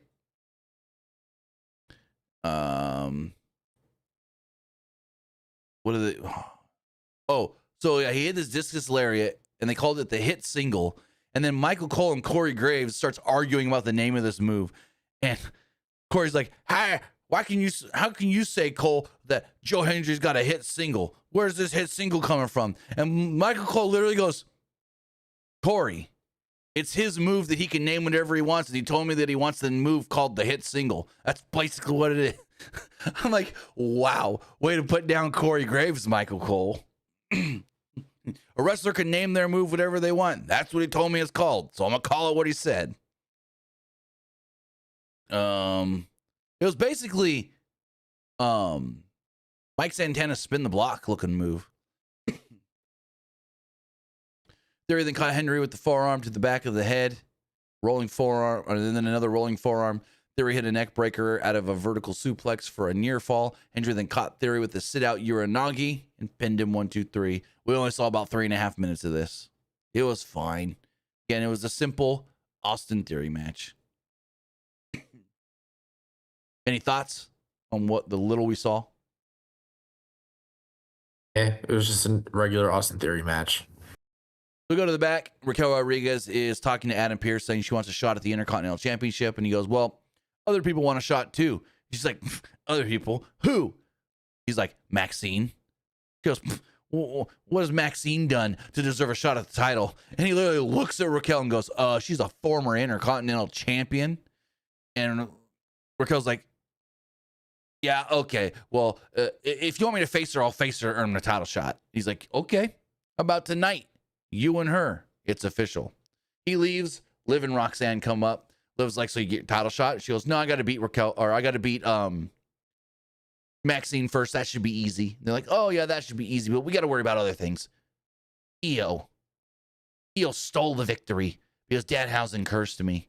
And they're like, don't worry about Danhausen. The boys got that. And she's like, well, as far as Io goes, we got your back. And then she hugged Raquel and Roxanne, and they walked off. Yeah, what are your thoughts on wrestlers being quote unquote cursed by Danhausen? You see what they're doing with the freaking Miz on the house shows? Making him like a Frankenstein, basically. So dumb. Stupid. I don't like. I mean, I think it's funny how he's like basically like saying his old catchphrases. Yeah. I think that's actually kind of funny, but I just don't like the whole. They're making him and Kit Wilson like a Frankenstein, basically. Yeah, no, it's one thing to have Danhausen there and use him to promote the brand and put him on ESPN, and he's a great improv guy. Like, he can go on any of these talk shows and do great. Like, he's really good at like the host just saying something and him improvising or just being able to whatever. He's great. But I'm just not a fan of the whole he's turning people into zombies or he's cursing them so they're going to lose. And you hear the Fightful report today, Baron Corbin's coming back. You think he's going to be like that? He's going to be Danhausen clone? That's the rumor about a month ago. I don't know if that's where they actually go with it or not. But yeah. Or you think they just bring him back for NXT? No, if they bring back Baron Corbin, he's coming back for the main roster. Like, no doubt about it. I that's actually kind of surprising one. I just didn't think. I don't know why they want Baron Corbin so bad for the main roster. I mean, they let him go, then they want to bring him back. They let his contract go. They let him go. It wasn't a Vince call like when they let Nia and Bray and Braun all go and stuff, and they brought him back. No, he was let go under the Triple H era, not re-signed. Of course, Here's how I always thought of Baron Corbin. I thought he was kind of cool in NXT with his long hair and he was doing that lone wolf gimmick. And then they shaved his head and they made him like Constable Corbin. I'm just like, his character now is just very bland. It all went downhill when Cena screwed him out of cashing in Money in the Bank. Basically. So yeah, that and they shaved his head, or he shaved his head because bum ass Corbin. Oh, he shaved his head well before that. What was the reason why they did that failed cash in? Because he almost got fired because he was like, wasn't he like suing the NFL? Oh, I don't remember. I just know that it had been forever since there was a fail and they wanted to fail. That's all it was. It'd been forever and they wanted somebody to fail. Because it was getting too predictable that if you win Money in the Bank, you're always going to win. I thought he almost got fired like during the Vince era at one point because he did something that Vince did not, that WWE higher ups did not like, but then Vince like called it out because Vince actually really liked Baron Corbin. Not that I can remember, but he was Vince was a very big proponent. Like back in the day, it was always like Vince loves JBL because JBL is Vince's boy, and JBL does what Vince wants. Corbin was kind of like that too, where it was like Corbin was a Vince guy. Well, because Corbin was like always one of those guys where he can do like basically do like have him do anything you want. He'd be like, all right, I'll make the best of it. But That's why Vince liked him. That, but then like with JBL, he was known for, you know, jokes and stuff backstage, the kind of jokes that Vince liked. Jokes or pranks or whatever. A lot of wrestlers did not like JBL though, because JBL was a bully. Exactly. That's one of the reasons Vince loved him. Because he was like a prankster. He was a bully, and Vince was like, you can't take it on the chin. Fuck off. Yeah, that was the whole thing with Vince. It was like JBL bullies people, and Vince would say, "Oh, you just gotta rub it off, shrug it off." But Corey in the chat says, "No way, Billy Starks beats Athena, either Deanna or Maya." Well, Deanna is the pure women's champion, and she's injured, so ain't Deanna. But no, the way they teased it up on Forbidden Door last night, it's Maya World.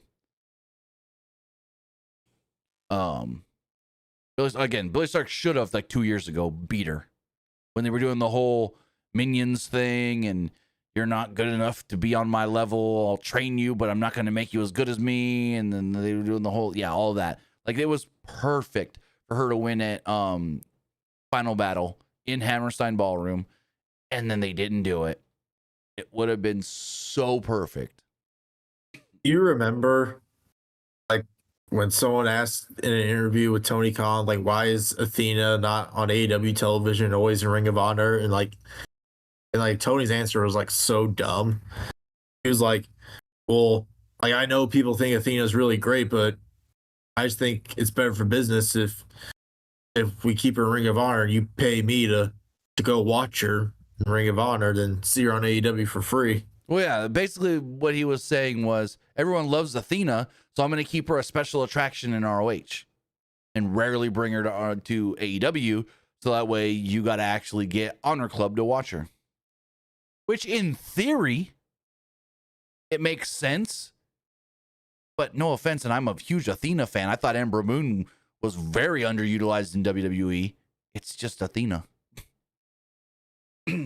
It's not like it's I don't know, fucking, I don't even know who you would use like that in ROH, though. I don't know. It's just always been weird that he's kept her. I guess he wanted one main champion that was super exclusive to ROH. So ROH felt like it had their person, I guess you would say. That's how he's kind of explained it before. She's basically the face of ROH. You remember, like, in her interview with Chris Van Vliet, like, this was like years ago. Whenever, like, when NXT 2.0 first started, like, Vince wanted a bunch of like women's wrestlers to, like, dress more revealing, and she said no, she didn't want to do it. Like, Vince wanted everybody to start dressing like Mandy Rose because Mandy's popularity was so high, and Vince thought, like, all right, we need to have the other female wrestlers dress like Mandy. Yep. And like, she didn't want to do it. A lot of people thought, like, oh, that's what led to her getting released because she didn't want to do what Vince said. But does that surprise you coming from Vince? No, it doesn't. I feel like that was always a big Vince thing. He always like wanted the women's wrestlers to dress more revealing. He wanted like the women's wrestlers to make out with the male wrestlers. He wanted the women wrestlers to make out with him. Him and each other, basically. Remember that Dawn Marie and Tori Wilson? No, it was Tori Wilson stuff. Yep. When at Armageddon, they played the video of Tori going to Dawn Marie's hotel room, and then her dad Al had to stop it before we actually saw anything happen. Yeah. I was like, Al's a cock block. That whole storyline. I think they just filmed it just to stop right there. But anyway, I mean, you see them kiss, and then before anything else happens, Al's like, enough, stop the tape. Well, yeah, they even when they filmed that though, they probably just stopped it Well, right there yeah, and had duh. told Al to say stop. Yeah, of course. But that was such You a fans weird. really That was such a weird storyline. Like I don't know what the end goal even was supposed to be for that. I don't remember now, but it's like, what is the whole? Was the whole thing? Don Marie got with Tori Wilson's dad just to get with Tori in the end. I don't fucking remember. I think it was just to get to Tori, like just to have a match where basically like Don Marie killed her dad just to get to Tori. That whole shit was just wild. Back in 2003. Anyways, And that was a ruthless aggression era. yeah. Well, at the Edge and Lita skit, Well, where they basically had sex in sex front on of there. everybody. I mean, Lita's titty did pop out under that blanket. It did. Yeah. And then didn't they like quickly have her like get dressed under that blanket? Pretty sure. But yeah, no, that's just some crazy ass shit. I mean, the Edge and Lita, Like the Edge and Lita No, like stuff was actually really good. Like I loved them together. I thought they were great together. you just imagine like a 10-year-old kid like watching that and you're like on the way home, you're like, Dad, what just happened? Well, I mean, if you're in the building, you probably couldn't have noticed it unless you were like first two rows or something. But still, like, Oh, you mean just them getting under the blankets and all that? yeah. Yeah. Well, that was like fucking a week or two ago on Dynamite. Will Ospreay cuts this promo about, oh man, the wife got married. Then I took her to the hotel room and shagged her, threw her a towel and said, clean yourself off. I gotta go win the Owen. Like, what the fuck? And then people wonder why they don't want to bring their kids to AEW. That ain't family friendly talk. Anyways, Io Sky, go for it. Didn't like Warner Brothers tell them to like cool off on the language? I think early on, but I think they've kind of got past that now. Yet, we're one step away from Paramount owning WBD. All it's got to do is get approved through the Europe Commission now. We'll see how that goes. So Io Sky comes down to the ring. She says she's super duper grateful. Those are her words, not mine. Super duper grateful to have won Queen of the Ring. She does her little, I'm the queen. Ow, that hurt. Liv comes out and she's all kinds of just mad and upset. You shouldn't have beaten me. You only beat me because Danhausen cursed me. You didn't really beat me fair and square. And I'm like, this shit's so dumb. I don't care. The match was okay at best. Wasn't even that great of a match. Like it was for a EO match, I felt like it was a little underperforming. And excuse me, she starts talking about, you didn't beat me fair and square, and that made me mad. That pissed me off. And you know what happens when people piss me off? Look at Finn Balor. I had his own group turn on him. Look at Stephanie Vaquer. When's the last time you've seen Stephanie Vaquer? And let's not even talk about Rhea Ripley. And I'm like, she's like, Rhea hasn't been the same since I took everything from her. And I'm like, she hasn't? She's WWE Women's Champion right now. Yeah, she's hurt, but she's Women's Champion on SmackDown. Hasn't been the same. Okay. So Liv gets up on the apron, and then all of a sudden, the rest of Judgment Day are there. Raquel and Roxanne. At first, Io dispatches of all of them. She gets rid of Roxanne. She gets rid of Raquel. She even takes down Liv for a moment, but then the numbers are too much, and they beat her down. Liv then, so they put her in a tree of woe spot, and they're beating up her knee. They're like doing the injury knee spot. So they throw her down to the mat. Liv puts her in a half crab, and that's Liv's new thing. She's got a submission now. She does the half Boston crab. She sinks it in like a lion tamer, and Io was tapping immediately. They get a couple referees in the ring, but Raquel kind of blocks them. More producers and stuff jump in from the other side, and they eventually get her off. Kicks Io one more time for good measure, and this segment goes from there. It was fine. Again, this match is happening at SummerSlam, and I'm not that hyped for it. What are your thoughts? Yeah, not really that hyped for it. Like we literally just saw it at SummerSlam, or not SummerSlam, Night of Champions, and like I said, that match was okay. Hopefully, I mean, hopefully it's SummerSlam match is better, but it's like they kept saying, you know, the winner of King and Queen of the Ring will main event. I hope this is not a main event. This is not, from what we saw on Saturday, not a main event match. Kid Vicious just asked, with AJ Styles being inducted into the WWE Hall of Fame, do you guys see him going into the TNA Hall of Fame anytime soon? Probably not this year, but good chance next year. Yeah, this year they've already got Conan and Amazing Red, but I could see it next year. Yeah. Do you think they add a female in this year's Hall of Fame? Yeah, they always do a female and a Who do you tag think team. that female would be? That's a good question. Is Christy Hemme Have they in? done the Beautiful People yet? I think they might have. Is Christy Hemme? Because Christy Hemme can go in for a number of reasons. A, her on-screen stuff, and she did a lot of work backstage. Maria Kanellis. What, Dixie Carter? Has she been in yet? I don't think so. But I would put Maria. Maria was a great knockouts champion, great on-screen character. The stuff with her and Allie was so good. Her and Mike Bennett on that stuff was pretty good. I thought Mike Bennett should have won a championship during his time with Impact Wrestling. Yeah. Then they went to WWE and they were the Power of Love. Yeah, that was a bad move. Yeah, I don't know how they fumbled that. They tried to. I think what happened was. I could see it. I could see why. I didn't really see Mike Bennett being just a guy Vince would have loved to have. Right, and they put him straight on the main roster just because of Maria. I think they would have, in that era of NXT, would have been great in NXT. Right. Like Mike Bennett. I thought the Kingdom with Adam Cole though. Well, that's what I was trying to get at.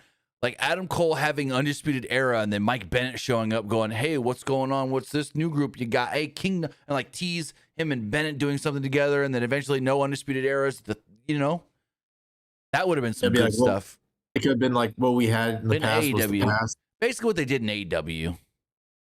Where it was you got Paradigm or whatever they called Undisputed Era in AEW. And then but you got Kingdom. Adam Cole, what group are you really aligned with? So, yeah.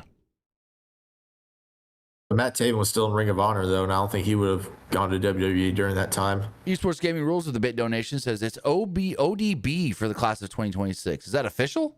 ODB? Is that official? Hold on. I honestly forgot about ODB. I think it is, yeah. She owns a food truck now. Yeah, I know she owns the food truck, but I've Beautiful People went in 2025 also. Yeah. She's a member of the TNA Hall of Fame in 2026. Yep. She was the first person announced for it. Yeah, ODB, Amazing Red, and Conan. It's a weird class, honestly. Well, I think don't you think the Conan don't one. You think? Well, the Conan one, it's it makes sense. Conan lost his legs. How much? Not to sound morbid. How much time has Conan really got left? We want him to actually be able to give a speech. Amazing Red, he just came back, so that kind of works. And the ODB one just feels like nothing against ODB, but it really does kind of feel we just need a woman. Kind of like when WWE did, no offense, Tori Wilson. We just need a woman. You don't think Tori Wilson was deserving of it? I'm not saying she wasn't, but it's put Tori Wilson in there. I don't know. The only thing I really think that ODB was really known for in TNA was just the stuff she did with Eric Young. That and just that. I mean, she's a 4-time Knockouts champion, if I remember correctly. It's really just the only thing I remember of ODB was just her doing that stuff with Eric Young. Yeah. And they were married on screen.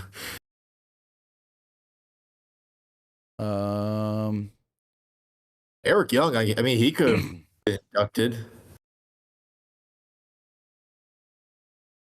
Well, I think they're going to wait. TNA doesn't like to induct people that are still active, and Eric Young's still active. I mean, Eric Young's probably close to retirement, though. Yeah. But he was another guy that they missed out, that they could have used better in WWE. Oh, Sanity. Sandy was so good, but it's like they fumbled out on main roster. They didn't even try. Right. Like that, they were such a great stable in NXT, but like main roster, they didn't even try. Yep. So moving forward, we had LA Knight versus Jimmy Uso. The Uso came out and joined commentary for this match. Knight took Jimmy down with a side headlock early on and then trash talked him a little bit. Knight then switched to an arm wringer, but Jimmy escaped with a headbutt. Knight then escaped a wrist lock, and Jimmy got taken down with the back elbow. Knight then stomped away at Jimmy while the crowd chanted, "Yeah, yeah, yeah, yeah," for every kick. There was then Jimmy came back with an enziguri. He then caught him with a hip attack in the corner. Jimmy then came off the top of the crossbody and got a near fall off of it.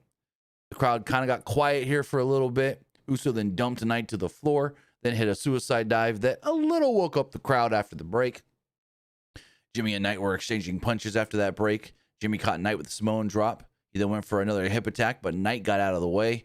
Knight hit a series of left jabs, and Jimmy responded with a solid right. Knight then went to the top rope for an elbow after hitting the DDT, but Jimmy avoided it and hit a spear for a near fall. Jimmy then went up top, but Knight cut him off with a superplex. Jimmy then ducked to the floor. He was over by the commentary table where Jay was talking trash to LA Knight. So Knight kind of killed him dead with a big boot to the face. Back in the ring, Knight hit a reverse DDT. He then followed this up with a top rope elbow drop. Jay popped up to distract Knight.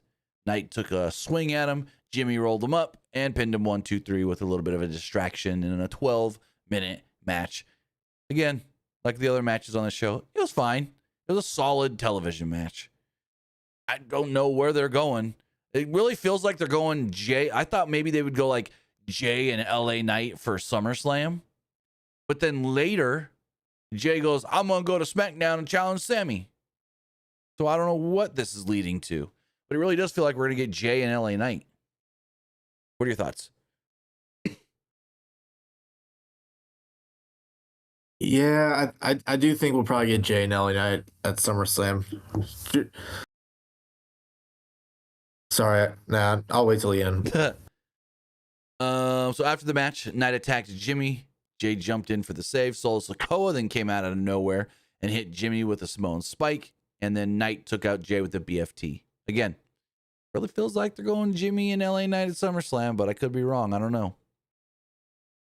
So here's my thing. Go for it. What the heck are they doing with Solo right now? He's a man on his own because I'm pretty sure on SmackDown, Tama Tonga and Tala Tonga basically said we're done. Yeah, they basically said MFT is done. Yeah. They said your obsession with Roman is not healthy. It's tearing the group apart, and we're done.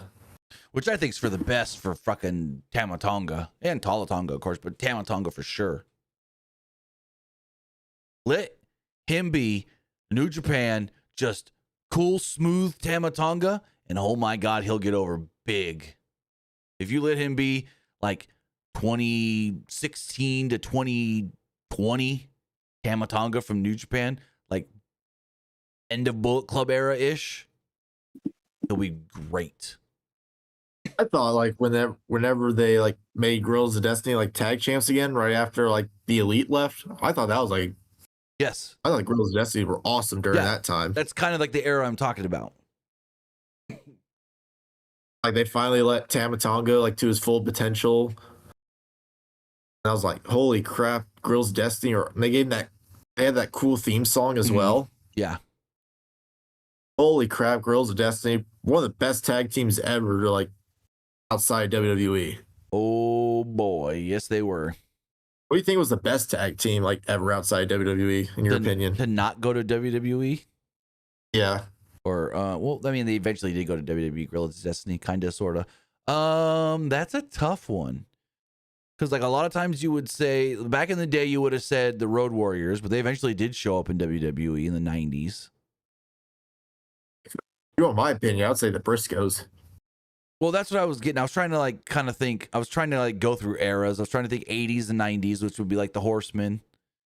But yeah, it would be the Briscoes probably. Briscoes and the Young Bucks. Yeah. Because I can't think of any other, like what other teams were like on that level of great that didn't go to WWE, you know? Like the Horsemen, like Ole and Arn. I guess you would say Harlem Heat, Booker and Stevie. Booker eventually went, but not Stevie Ray. Like there's one. We have Yeah, like that's another one. Harlem Heat, the Briscoes, the Young Bucks. Trying to think of like other WCW tag teams.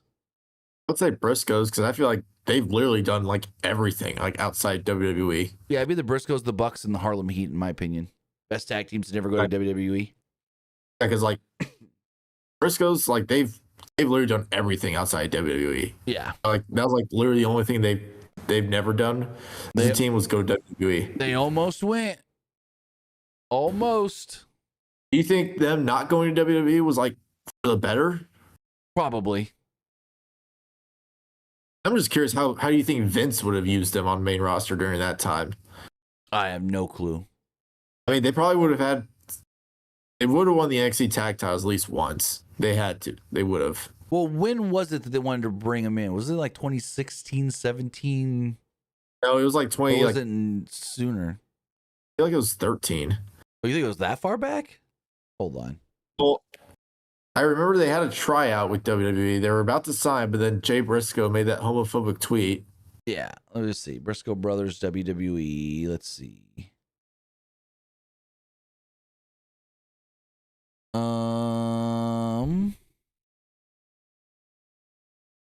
Let's see.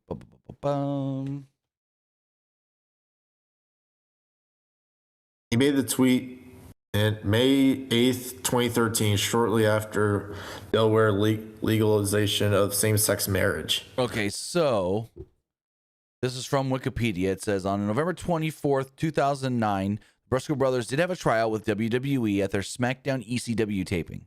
The following months, they were invited to a tryout at Florida Championship Wrestling, WWE's developmental territory. As revealed by the Briscoe Brothers in a YouTube video, they were eventually turned down by WWE as they were not, quote, cosmetically pleasing enough to suit WWE programming. Any future tryouts for the WWE for the brothers were nixed after a series of anti-LGBTQ tweets came from Jay from 2011 to 2013. So they looked at him again, but then they found those tweets after 2013 and said, never mind.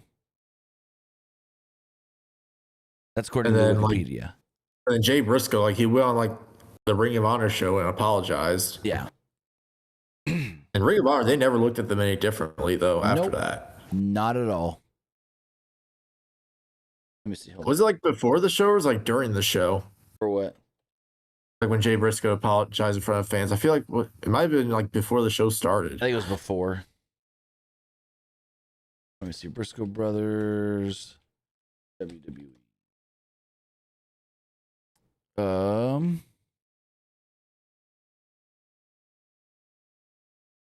Let's see. The Briscoes, Mark Briscoe, actually revealed that there were serious discussions around 2024 for him and his brother to actually go to WWE and feud with the Wyatts.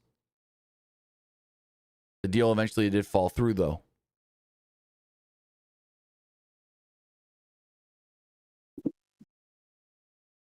But wait, how's that possible? Didn't Jay die in 23?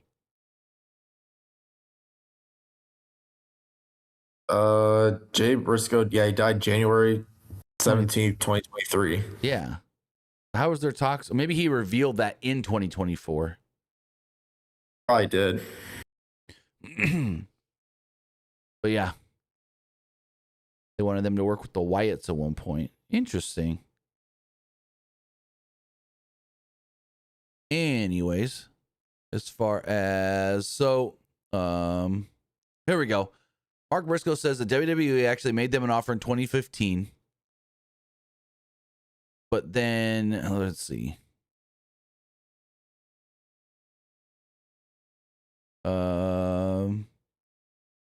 Mark Briscoe was talking on Busted Open Radio and talked about, his loyalty to Ring of Honor. He said, quote, "There was just never a time when something else seemed like a better option or better opportunity for us. There were two different times when WWE actually came calling. One got put on the back burner because of some immature and unfortunate Twitter content from my brother. That one, we got told, okay, we're going to put you on hold for now. There was another time around 2015 that they wanted us to work NXT. They gave us a pretty good offer, more money than we were ever making in ROH. We didn't want to leave ROH and we moved and have to move down to Florida with our families, but they were offering really good money. Next thing we know, we talked to Joe Koff, God rest his soul, Hunter Johnston, all the office in ROH, and they actually made us an offer that was better than the NXT offer, so we took that and stayed. So yeah, so it sounds like where you were saying around 2013 is when they nixed them for the tweets, and they wanted them again a couple years later, 2015, and ROH offered them the better deal where they didn't have to move, they could stay there, and yeah. Interesting. So that's what it was, 2015. And yeah, he said it was more money than we had ever made before, but not enough money to feel like we could uproot our family to Florida. ROH always felt like our home, and they made it really easy for us to make that decision.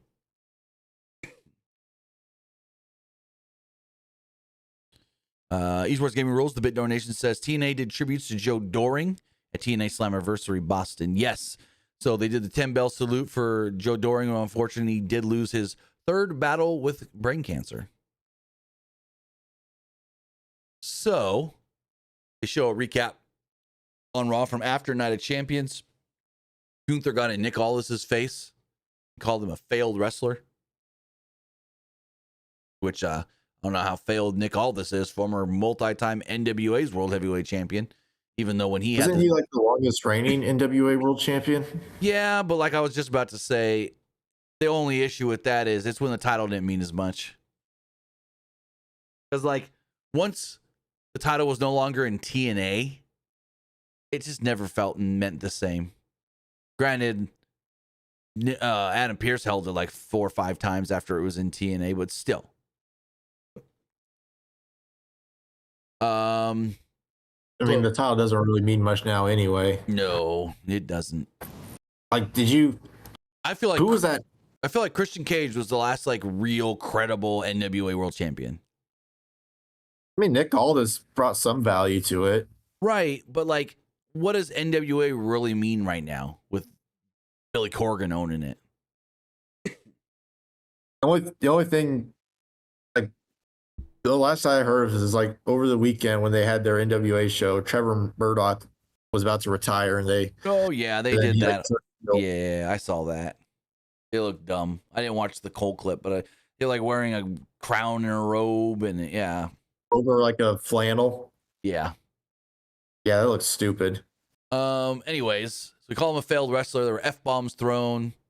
Geeks tried to break him up. Apparently, they got a little physical. And Michael Cole read a statement from WWE about how basically it said Gunther and Nick Aldis have been sent home, with Aldis being put on administrative leave. This will leave Adam Pearce in charge of both Raw and SmackDown for the foreseeable future. Do you think they're really going to build up, finally letting Nick Aldis have a goddamn match? They teased it with Randy. I think so. They teased it with Randy, the career killer. You want your one match in WWE? Well, you're going to get it with Gunther, and he's going to end that dream. I could see it. So we go to the back. The Usos are all pissed off. They find Jacob. Where the fuck were? They didn't say where the fuck, but basically they're like, "Where the hell were you?" He's like, "What do you mean? I was back here waiting for the OTC. I got orders. I don't listen to you, and I don't listen to your punk ass, Jay." And he said, I got to go to SmackDown to take care of Solo this Friday. And that's when Jay says, oh, you're going to SmackDown too? I'm going to SmackDown. Sami Zayn won the title. He doesn't have any challengers, so I'm going to challenge him. So we might be getting, I haven't seen the spoilers yet, Sami and Jay at SummerSlam for the WWE Championship. Where, in my opinion, if that's the fucking case, why didn't Jay just win the King of the Ring? So a Raw guy can just show up on SmackDown and challenge the SmackDown champion? At least if he would have won King of the Ring, you got that there where he can challenge whichever champion. No, you're just going to have a Raw guy show up on SmackDown. I want to fight your champion. What the shit? Yeah. Then we got a really good Lyra video. This video was really well done. Let's talk about, she was always told, be the bigger person. Well, I was the bigger person for the last year. And it takes two people to lose a tag title match. And then, I trusted Bayley. I put all my trust into Bayley. But I carried the load for this team. And it was a little too much. Now it's time for me to do what I need to do. And yeah, she looked like she's been going through it a little bit, not getting much sleep and going through hell. This was great. And I can maybe see, someone needed to help her snap out of it. And they bring up Tatum Paxley. You think they have Tatum Paxley as a heel with Ira? I don't think she's a heel, though. That's my thing. Yeah, she turned on Bayley last week, but I don't think she's a heel. I think it was more of a, she attacked Bayley out of frustration. What? Where did they have that Raw? Like whenever Lyra turned on Bayley, was it? It was 2 weeks ago, right? Yeah, it was. I think so. Hold on, I can tell you exactly when it was. They were overseas. I know that. Well, I can just tell you because whenever the tag match took place, the tag title match. So it was London. London last week. I feel like that was a week ago. I thought that was 2 weeks ago. It was last week. You turning on Bayley in London because people in London really like Bayley. You're expecting some big heat. But there's the thing. They didn't. They didn't do the Bayley normal overseas chants. They did not do it. That's the thing. There was no, hey, Bayley. Ooh, would you be my... They didn't chant that at all. Not that I heard. It was not a normal European crowd for Bayley. I'm just going to say it. And it may have been because Paige was in there. And it was her first time wrestling in London in forever. Well, since the Wembley show when she won the title for AEW, but still. Yeah, I think that might have been it. But no, they didn't. It wasn't a normal Bayley crowd in the UK. So in the back, Maxine Dupree walked past Chad Gable and then kind of doubled back to him. She's like, I just want you to know I meant everything that I said last week. And Chad's like, hey, I get it. You don't need to explain yourself. And if we ever fix this relationship, it'll come in due time, but I deserved it. Like, hey, don't worry about me. Concentrate. You got a big match coming up. Concentrate. And so it was like basically, sorry to cut you off. But no, that was it. It was basically like, hey, you were a dick to us back then. And you're trying to apologize now? Go screw yourself. Well, basically what she was like, basically what she told Gable was, we don't accept your apology because it doesn't feel like a real apology and you're just doing this to make yourself feel better. Is what she told him. So we did have Matt. Go for it. I do feel like Alpha Academy come back together would be kind of cool.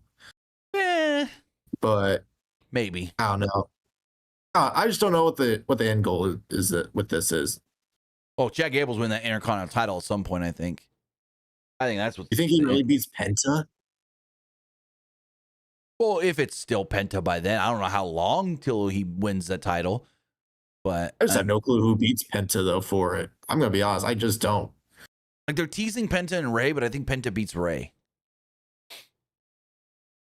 Yeah, but I just don't know if there's really like a big... There's your SummerSlam match. Penta versus Ray for the Intercontinental Championship at SummerSlam would be great. That would be actually a really good match. Yeah. But I just don't know if there's really like a big heel that could at least right now that can take the belt off of Penta. if we're looking at Raw's like Right. mid card roster. I mean, Rusev maybe, but not anytime Bruce has soon. been losing so many matches. True. I don't think you can have Rusev do it right now. Yeah, I can't think of anybody really. Like, you got Rusev and Ethan Page. That's about it. I actually just thought of something. Grayson Waller. What if like they like trade like Jay to SmackDown after like SummerSlam and they bring in like a heel from like SmackDown to feud with Penta? Meh. Who though? Let me look at the roster real quick. You look at that, and I'll talk Maxine and Raquel. So Dupree hit a sliding drop kick early, but Rodriguez avoided it and yanked her down by the hair. Back in the ring, Rodriguez got a near fall following a suplex. Rodriguez then stretched Dupree with a torture rack, but Dupree escaped and tried to hit a sunset flip that really didn't work. Dupree then countered a slingshot suplex into a DDT. Dupree then hit a boot and a back elbow. Dupree ducked a clothesline and dropped Raquel with a kick. Dupree then got a near fall after a leg drop. Dupree tried for a fisherman's suplex, but Rodriguez powered out and finished her off with a Tejano bomb. 3 minutes and 35 seconds is all this match went. And Raquel gets the win. That's it.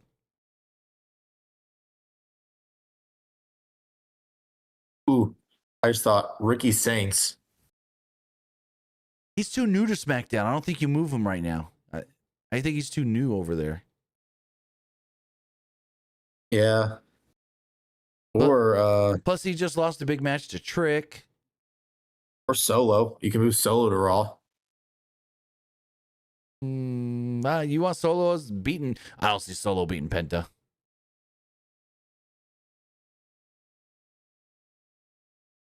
I just don't know what they really do with Solo right now.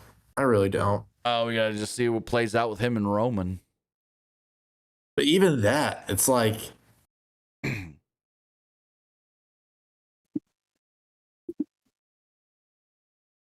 No, I get it. It's kind of, they're doing very vague with the solo stuff right now. That it's just like he's too much of a comedy character right now. Like a little bit, but he's like, not. But he's good at it though. That's the thing. He's good at it, but it's like whenever they brought him into NXT 2.0, I was like, holy crap, this guy is gonna be like a star. Oh almost. yeah, no. When he was the Street Fighter or whatever you want to say, Get that Street Fighter gimmick. yeah. Or he's like, I'm from the streets, even though we knew he wasn't really from the streets. And then when they brought him to the main roster, he was basically just like Roman's enforcer, and he was like good at it. Yes. He was like really good at it. And then when he left the bloodline, he was just taking so many losses. I mean, you got to evolve and get out of the shadows of the family, but at the same time, it's like they've booked him decent to okay, but never great. They tried with the MFTs, it didn't get over, and now you're moving on. I mean, when they brought like when Jacob Fatu was his enforcer, like he was kind of getting over, but like Yeah. I think people started like viewing Jacob as like more popular than Solo. Which is the case, but Which is the case, but it's like I think WWE was kind of worried about that. They're worried that like if they paired Jacob with Solo, they're worried that fans were gonna like overshadow Solo with Jacob, which 100%. Jacob was like 10 times better than Solo. Oh yeah. But also, you also think he's got a lot more experience than Solo too, but still. Right. Like Solo, he didn't. Like, when did Solo start wrestling? Like 2018, 2019? That's a good question. I never even heard of him before he came to NXT, to be honest. Yeah, like, exactly. I forgot. I didn't even know about it until WWE signed him. I just knew there were more kids from Rikishi than the Usos. That was about it. I didn't know if any others were actually going to wrestle. He started wrestling 2018. He made his debut for FSW. Well, no, hold on. On April 29th, 2018, Fatu made his in-ring debut under the name Sifa Fatu. He regularly teamed with his cousins, Jacob and Journey.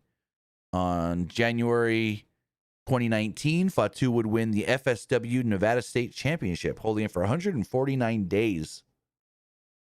In August of 2019, Fatu defeated Watson to win the Arizona Wrestling Federation Heavyweight Championship. Held that for 418 days before being signed to WWE in 2021. He was trained by his dad, Kenny King, and Sin Bodhi.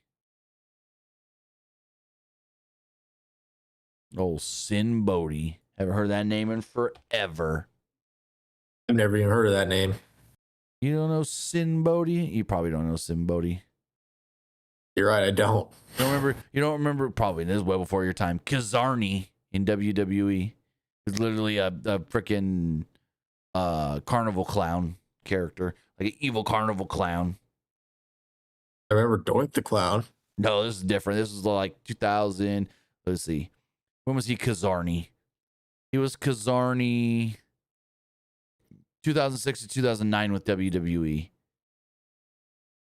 Oh, was it? Who was that? Oh, I think I remember him, but like, who was that? Like, who was that? Like Mexican superhero in like ECW back, like during that like last era of ECW, like Super Crazy. Well, Super Crazy wasn't a superhero. Super Crazy was part of the Mexicools with Psychosis and Juventud. They'd come out on He's the like, freaking I'm right. super, I'm crazy. Okay, so you're thinking after the Mexicools. Yeah. So when they were the Mexicools, they literally wore like, and this is gonna, oh my god, they kind of wore like prison jumpsuits, kinda, but they were like blue, and they came out on riding lawnmowers.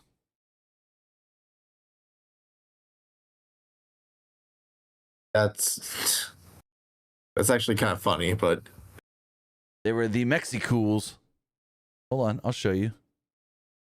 It was Juventud, Psychosis, and Super Crazy.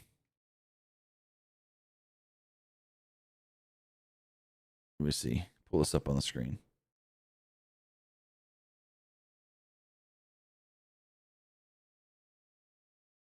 The Mexicools. They're on SmackDown. They come out with their riding mower. They wore the little jumpsuit deals, like gardeners, I guess you would say. They're not prison jumpsuits, but yeah. There we go. Here's the one. They would ride down on their mower, their John Deere. that's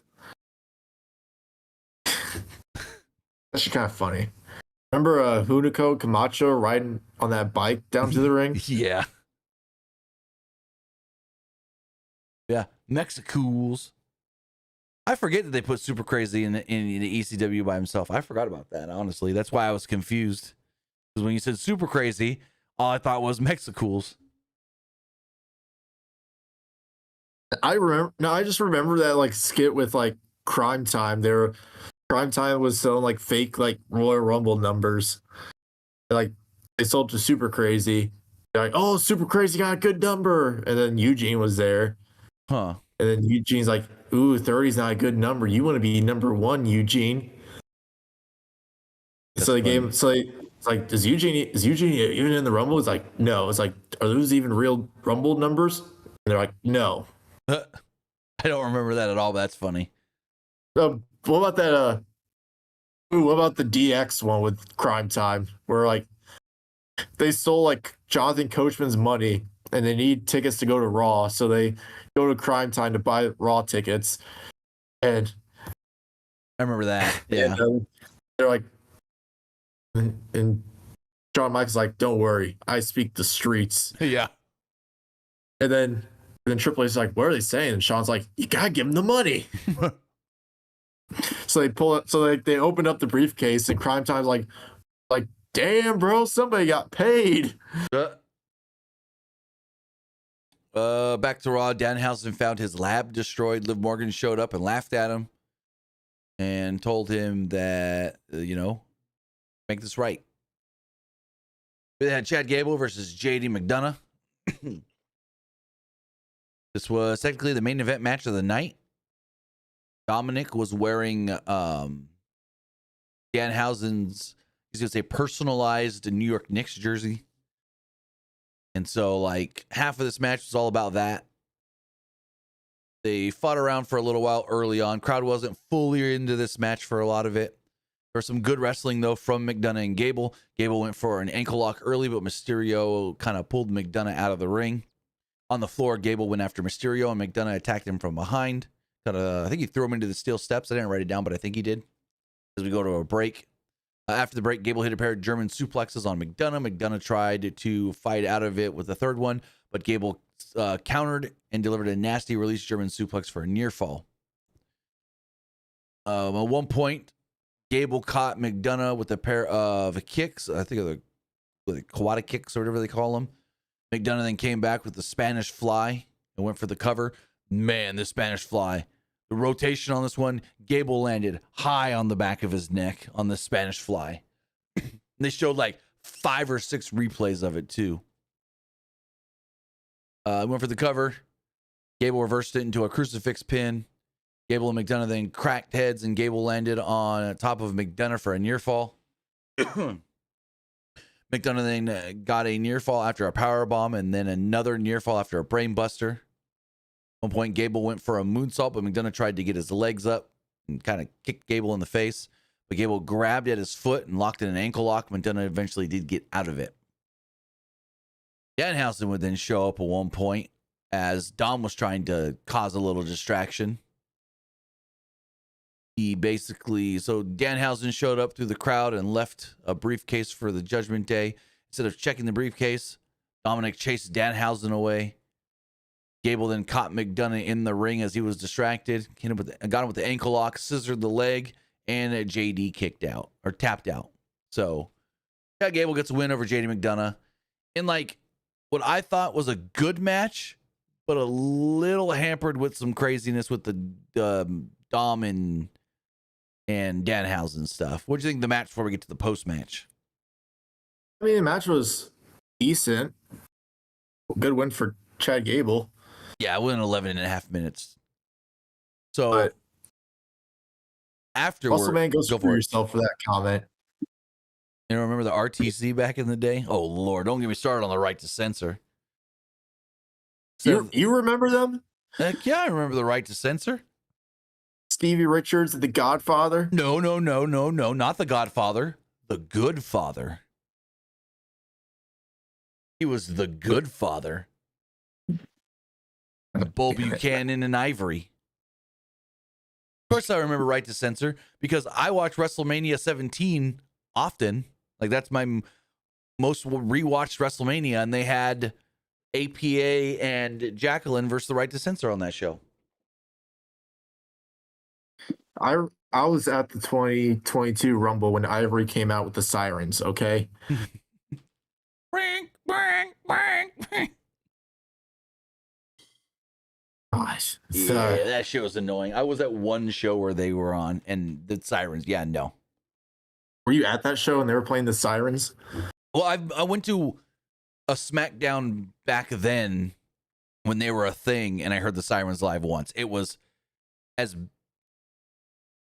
I don't know what was more annoying, that or "Excuse me" from Vicky Guerrero, because I was at plenty of Vicky shows, at least 2 or 3 Vicky shows, where she would yell "excuse me." I don't know what was more annoying, Vicky or the right to censor sirens. I'd say the right to censor sirens. I don't know. Vicky was pretty good at being annoying with that "excuse me." Oh no, I thought the "excuse me" stuff was like, it was annoying, but it was also like funny. Well, that's the point. Like the right to censor stuff, that stuff's just annoying. Well, yeah. Well, they were a spoof on the actual FCC because they were trying to crack down on SmackDown because SmackDown was on free TV on UPN, and at one point they were saying that they were doing things that were a little against the rules or whatever. They were being a little too adult for regular TV.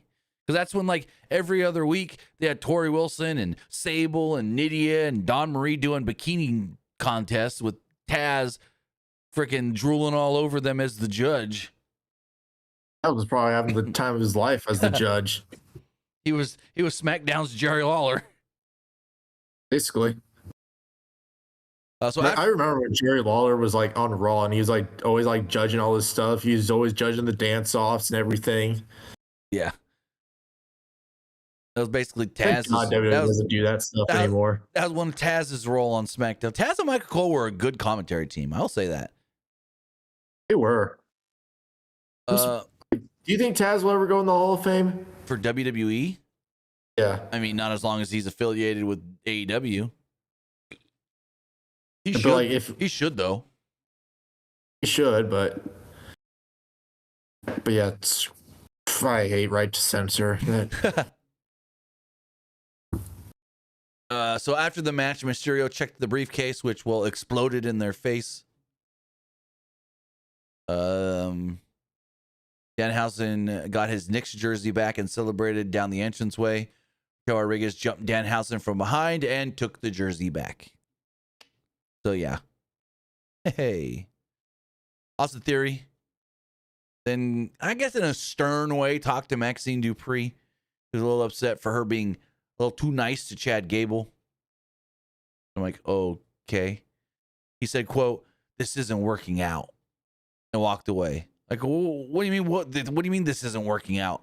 Are we supposed to think that they've been dating on the side or something? And then like Tozawa and Otis show up and they're just like, "Oh, how you doing after the match?" What the fuck was this? We had seen them talking backstage, like back in the back of other segments, right? We're supposed to think they've been dating and fucking Austin Theory just broke up with her. I was so confused. I don't know. He said, "This isn't working out," and then walked away. What's not working out? I don't even fucking know. Anyways, main event segment time. Roman Reigns comes down with Jacob. Crowd loudly OTC, OTC. He got the full treatment of the entrance too. He didn't just get the Roman comes down and takes his time and lifts the belt and all that. He got pyro to fucking days. They said, "Hey, 4th of July is coming up. Let's show you a real fireworks show." We got good pyro on this one. I felt like this was more pyro for a Roman Raw entrance than normal. Anyways, he comes down and says, "Atlantic City, acknowledge me." And Seth Rollins music hits. Rollins walks down to the ring. Reigns stared him down from the ring. The crowd sang along with this song. Whoa. Rollins eventually gets into the ring. The crowd gets even louder as he's staring down Roman Reigns. Rollins and Reigns just stare at each other for like, I don't even know how long. This felt like forever. The crowd eventually starts chanting OTC. Rollins started to talk about the formation of the Shield, which was, I didn't believe it when he said it, 14 years ago. Holy fuck. I was thinking 10, 12, 14, but then I'm only thinking like main roster Shield. I forget Shield started in NXT. You remember the CM Punk interview of like how the Shield? I know you do, but like, do you like remember like the original plan was with Chris Hero? The Shield, where it was supposed to be Chris Hero? Well, that, but like, do you remember like the original pitch was to CM Punk? Not off the top of my head, no. So he said at the time when Punk was like turning, he was gonna turn heel, and they're like, "We want like," he turned heel. They're like, "We want some like guys with you to like be your protection." Mm-hmm. And they pitched Big Show and Daniel Bryan, and he was like, "No, he's like, no offense to those guys, but I don't want to be two guys who are heels that I've like already beaten." Yeah, that I don't remember hearing. And he said, "Why not have it be some guys who are like, who people haven't really heard of?" And he's like, "I don't think anyone's really watching FCW," which I didn't. Right. See, I remember that. No, I never watched FCW, no. But I remember that. I remember Punk pitching, "Hey, let's put some developmental guys together." And he was the one that said Ambrose, Rollins, and Chris Hero. They said no on Chris Hero and went, "We want Roman Reigns." They actually saw something in Roman Reigns during that time. Yeah. And then I remember saw a video, and someone in the comments said, in a different universe, Chris Hero's main event in like a bunch of WrestleManias and Yeah, won the WWE okay. Championship like 1,000 days. I mean, you can think that, but it was never gonna. That would have never happened. I just don't know what WWE didn't really see anything in Chris Hero. They had him twice and barely used him. Like the first run in NXT, he was used decently. With the second run, it was more of a, hey, here's the guy that the younger talent can learn from. Let's sign him. You know, kind of what at first Ethan Page was supposed to be. Ethan Page got. Well, even Fans started loving Ethan Page. Who was it that I heard recently did an interview and was like, yeah, when I signed with NXT, I was literally told I'm just coming here for others to learn from me, and I was never going to make it. Andre Chase. That's right. Andre Chase. Yep. Andre Chase, he was originally brought in to be a coach, but then he took like a big pay cut to actually wrestle because he wanted to wrestle. No. So what it was, I remember the interview now. So he went to NXT, and they literally, he signs, and they go, you're never going to be on TV. Like, we're never going to put you on TV. And he was doing the NXT Performance Center shows with the trainees, just helping them learn how to work in front of a crowd. And Shawn Michaels showed up one day and goes, who's this guy? Why isn't he on TV? And he's like, well, they told me I'm never going to be on TV. And Shawn goes, that's not right. And Shawn had him put him on TV. Like, literally, Shawn Michaels, before he was even in charge of NXT, saw Andre Chase work a match at the PC and goes, you guys are dumb for not putting this guy on TV. Put him on TV. So you can thank Shawn Michaels for that one. I kind of question Shawn Michaels' booking now. Yeah, it's a little weird. I mean, I will say, Kendall Gray winning the NXT Women's Championship. Oh, that was a no-brainer. No-brainer. That was a no-brainer right there. Do you think Tavion Heights not beating Miles Bourne was a little questionable, or do you think it was an okay move having Miles Bourne retain? Miles Bourne's the better one. I think Miles Bourne, nothing against Tavion Heights, he's fine. Miles Bourne, I think, is the more marketable of the two, and the one that's going to get the look up for the main roster first, if at all, for Tavion Heights. I don't know. For some reason, there's just something about Tavion Heights right now, to me, that just feels like he's going to be in NXT for a while. You know who is in NXT for like a long time? Freaking Josh Briggs. Oh, yeah, don't get me started about that. When Josh Briggs was in, and I say this all the time, when Josh Briggs was in Evolve, I was like, oh, this man, Evolve champion, oh, yeah, he's going to be big in WWE. And then it was like, he kind of was just a guy. I think we still just see him as that guy that was with freaking Fallon Henley and what's the other guy? The one that's in the Culling, or was in the Culling. I don't remember now, but anyway. Yeah, Brooks Jensen, Bo Buchanan's son, who's also in the Right to Censor. You know that? His dad was in Right to Censor. There will be no more Right to Censor talk here on Pro Wrestling Limited. Hey now, Bo Buchanan and the Good Father tag team champions. Since I'm a mod, can I like censor? No pun intended. Can I like censor like RTC and Right to Censor?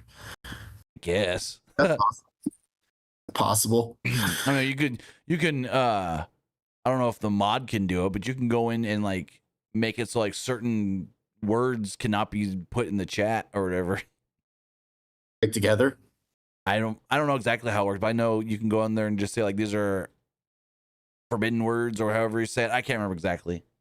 I think you can do the forbidden word thing. Well, yeah. Anyways, as far as Rollins and Roman does go, where was I? Rollins said the Shield started 14 years ago, and I was like, whoa, that's fucking forever. Rollins said that it was fitting that they were here in Atlantic City.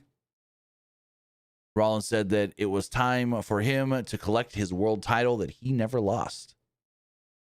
He said, you're holding my belt. Reigns told Rollins that he was at the back of the line and hadn't done anything to deserve a shot at the tribal chief. Where Rollins said, quote, when it comes to you, I am always at the front of the line. Rollins said that Reigns owes him for everything that he has because putting him in the Shield made him. Also, Rollins, quote, owns Roman in the ring head to head. He's never beat him, which is not true. Roman actually beat Seth on a Raw, I want to say, in 2017. So they're already forgetting history. Rollins then runs down their history. He says WrestleMania 41, he pinned him right here in this ring. WrestleMania 40, he sacrificed himself to help Cody Rhodes beat Roman for the title. And during that 4-year title reign, the only person that Roman couldn't beat was Seth.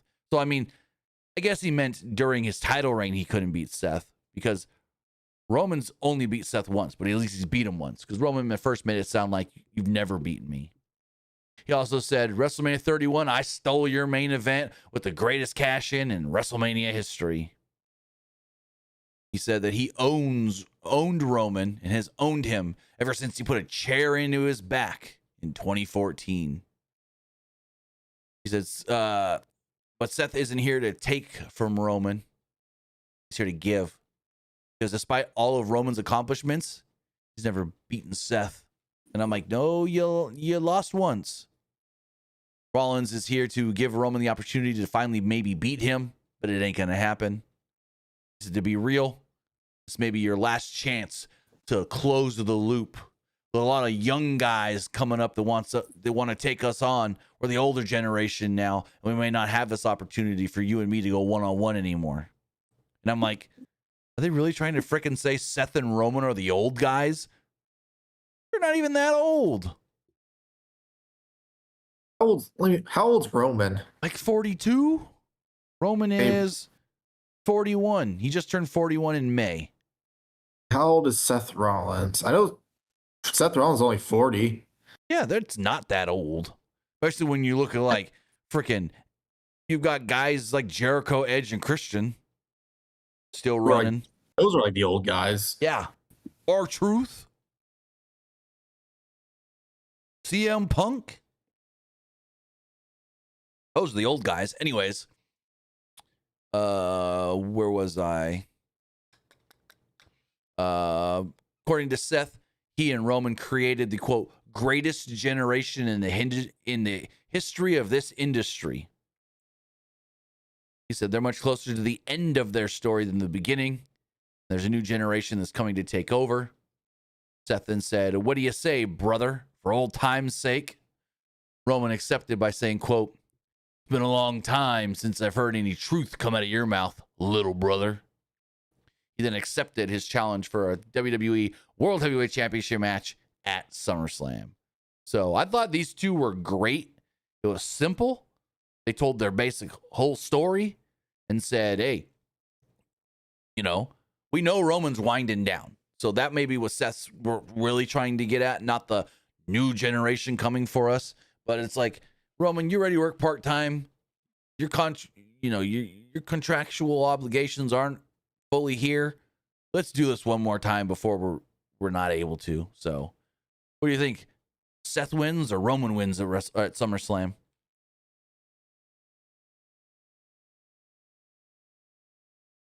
That's tough. I'd say probably Roman. Really? I think it should be Seth. You think Seth wins and then they do Seth versus Oba? Oh, I don't know when they do the Oba match, but I think Seth should win because Seth never lost that belt. And they can still play up the fact of Roman, I'm the one person Roman can't beat. I think there should always be that one for Roman. That one. One guy that the tribal chief can't actually beat. Even though technically he beat him in 2017 and he technically beat him night one of WrestleMania 41. In that tag match.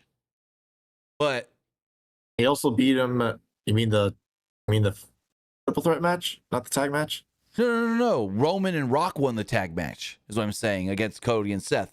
So it's technically Roman beating Seth. Oh yeah, never mind.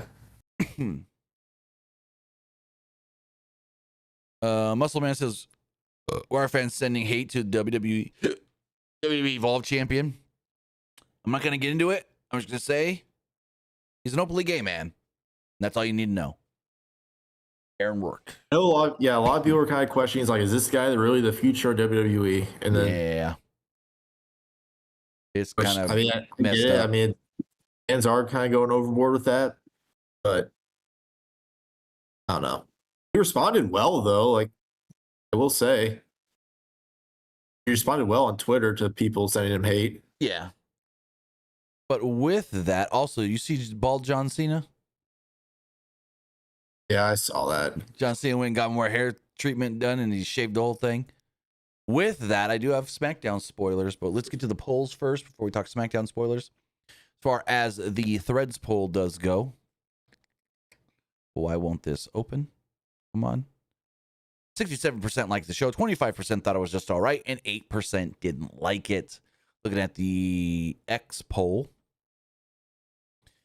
50% liked the show, 35% thought it was just all right, and 14% didn't like it. As far as the community poll does go, 79% liked the show, 15% thought it was just all right, and 6% didn't like it. Finally, the live poll, 79% liked the show, 15% thought it was just all right, and 6% didn't like it. Mr. The Spot says, that's AI, Tim. Don't everything you see on media. You know, John Cena bald? That ain't AI. That's real. Bald John Cena even posted it. Yes. Trust me. I know how to tell the difference between real and fake AI because I create AI images and stuff for work all the time for marketing campaigns. Trust me. That, especially since John Cena's the fucking one that, hold on. You tell me, I don't believe everything you see on the internet. Oh, when it comes from fucking John Cena, JohnCena, John Cena. John Cena. When it fucking comes from Mr. John Cena, John Cena himself, when it comes from him, well, it's AI. Yeah, okay. Get the fuck out of here. Get the fuck out of here. He said John Cena. John Cena. Anyways, you ready for some SmackDown spoilers, Luke? You gotta put the spoiler graphic up first. That's what I'm looking for. Thought I had it here, but I guess I maybe don't. There it is. Boom. All right. Spoiler alert right here.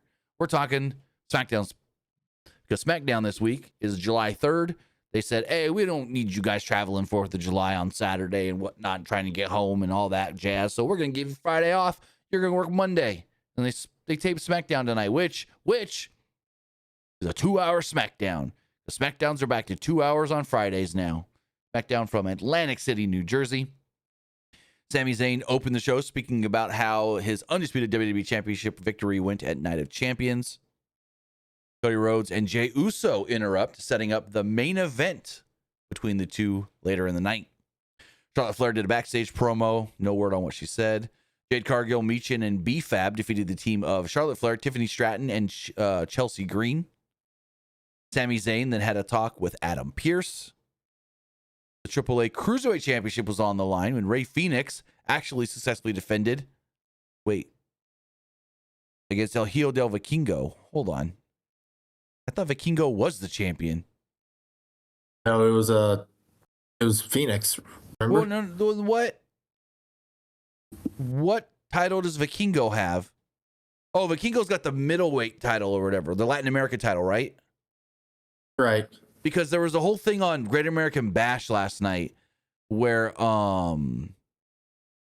EJ Prosper, I think it was told by Mr. Stone, hey, on Tuesday, you're going to get a title shot against Vikingo. And I thought they said Cruiserweight Championship, but maybe I just heard him wrong.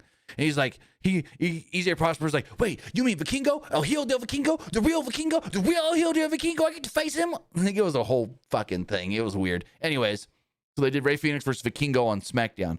Oh my God, that's probably a hell of a match. I didn't ask to get spoiled. Well, we told you beforehand that we're doing spoilers, and it says spoiler up here. So open your ears, brother. Anyways, Kiana James then interrupted a Julia backstage promo. Blake Monroe then attacked them both. Royce Keys interrupted Jimmy Uso and Jacob Fatu. Trick Williams and Carmella Hayes set up a non-title match for the following SmackDown. Danhausen was in the lab with Matt Cardona, Kit Wilson, and The Miz. Yeah, that's shit. Lainey Reed beat Brie Bella. So I see that possibly leading to a tag team title match. Cody Rhodes then speaks with Finn Balor backstage. Tama Tonga and... Oh, this is interesting. So Cody speaks with Finn Balor backstage. Tama Tonga and Tala Tonga attack Finn after Cody leaves. We're getting Finn and Tama Tonga. Oh boy, I'm happy for that one. Then we get number one contender match, Cody versus Jay. Cody beat Jay, setting up him versus Sammy on a Raw July 7th, which is next Monday. No, why does it say July 7th? Hold on, that doesn't make sense. It says Cody will face Sami Zayn on the July 7th episode of Raw. What? Next week is the 6th from Chicago. That doesn't make sense. The 7th is Tuesday. Fightful, you got shit wrong.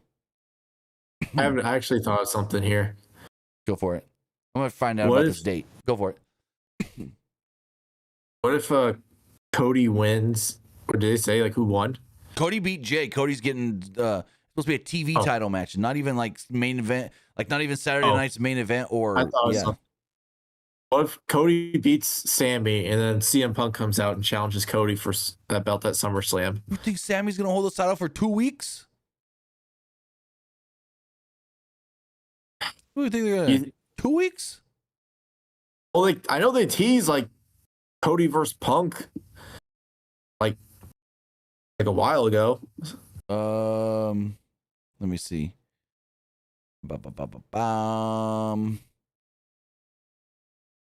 That's unless you think like unless you think somebody's gonna screw Cody over. I don't know why you would put the title on on fucking hold on, here we go. Yeah, this says it too. In the main event, Rhodes pinned Jay with the crossroads. As a result, Rhodes will challenge Sami Zayn for the WWE Undisputed Championship. Oh. Are they filming next week's SmackDown on a Tuesday? Hold on. From F4W Online, it says SmackDown on Tuesday. Hold on. Is next week's SmackDown on a Tuesday? No. Friday, July 10th from Oklahoma City. Fuck. Do I need to go to that SmackDown now? If that SmackDown is Cody versus Sammy for the title, do I need to drive 2.5 hours to SmackDown now after getting off of work 2:30 in the afternoon and barely making it on time? Is the traffic really that bad? Well, no, I'm just 2 to 2.5 hours away from OKC. That's just how far away I am from Oklahoma City. How much are tickets normally? Let's look it up. When I went to SmackDown with the kids here, it wasn't that bad. Let's see. We got tickets ranging from $45 to over $180. Let's see. Like $100 ticket, maybe. Well, it depends on where I want to sit. Because if I want to sit floor, that's like $2 something. I would not sit floor unless you're you're in the first 3 rows. It's not worth it. Shit, you gotta be a VIP ringside to sit floor first 2 rows. They're the VIP packages for $800. I thought they raised it. Let's see if I sit over here. I probably won't go, but there's a lot of resale tickets.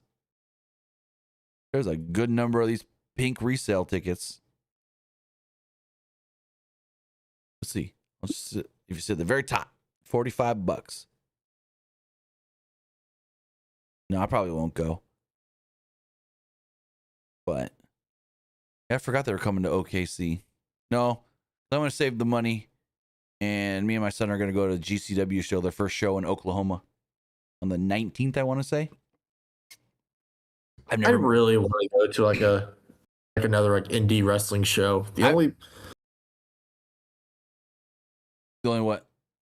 I think the only 2 non-WWE shows I've ever went to was AEW Dynasty when they were in St. Louis and at a New Japan Music City Mayhem show in Nashville, Tennessee. Nice. Yeah, I've never been to a GCW show, so I'm like, oh man. GCW sounds fun though. I know. They get wild at times, depending on. And it's their first time in Oklahoma, so it's called the Tussle in Tulsa. Even though technically it's not in Tulsa, it's right outside of Tulsa. It's like 10 minutes out of Tulsa. I have a coworker from Philly who he would occasionally do camera work for GCW. Nice. And there was like one time where he had to sell a move where they had like a wrestler like dive on top of him and the other wrestler. Damn. And he's like, I sold the crap. He's like, I sold the crap out of that one. That's funny.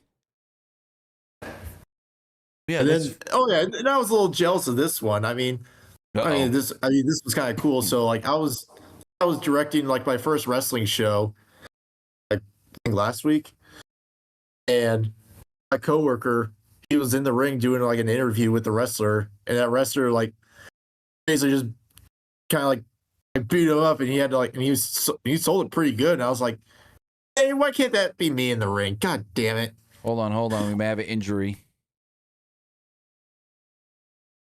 Like I was asking my boss, I was like, can I be in there just for a minute, and I'll come back to directing the show.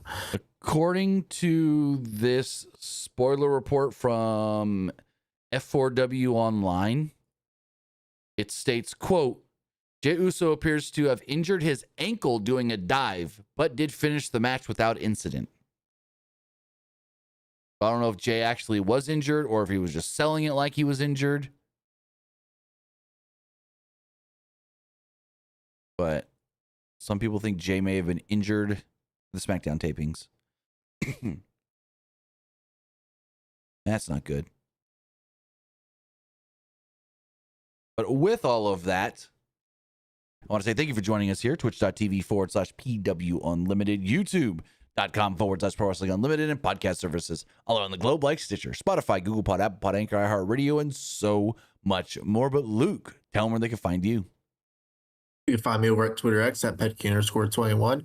And you can also find me over at Twitch at Young Grasshopper Luke. With that, guys, have a great rest of your night. I'll see you back here on a Wednesday for AEW Dynamite. And then Friday for SmackDown, maybe. I'm not sure yet because I might have family plans on Friday night. Got to double check on that one. So with that, guys, have a great rest of your night. Have a great week. And we'll see you next time. Have a good one, guys.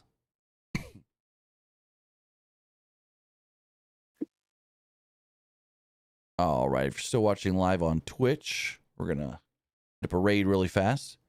Yeah, way more people watching on Twitch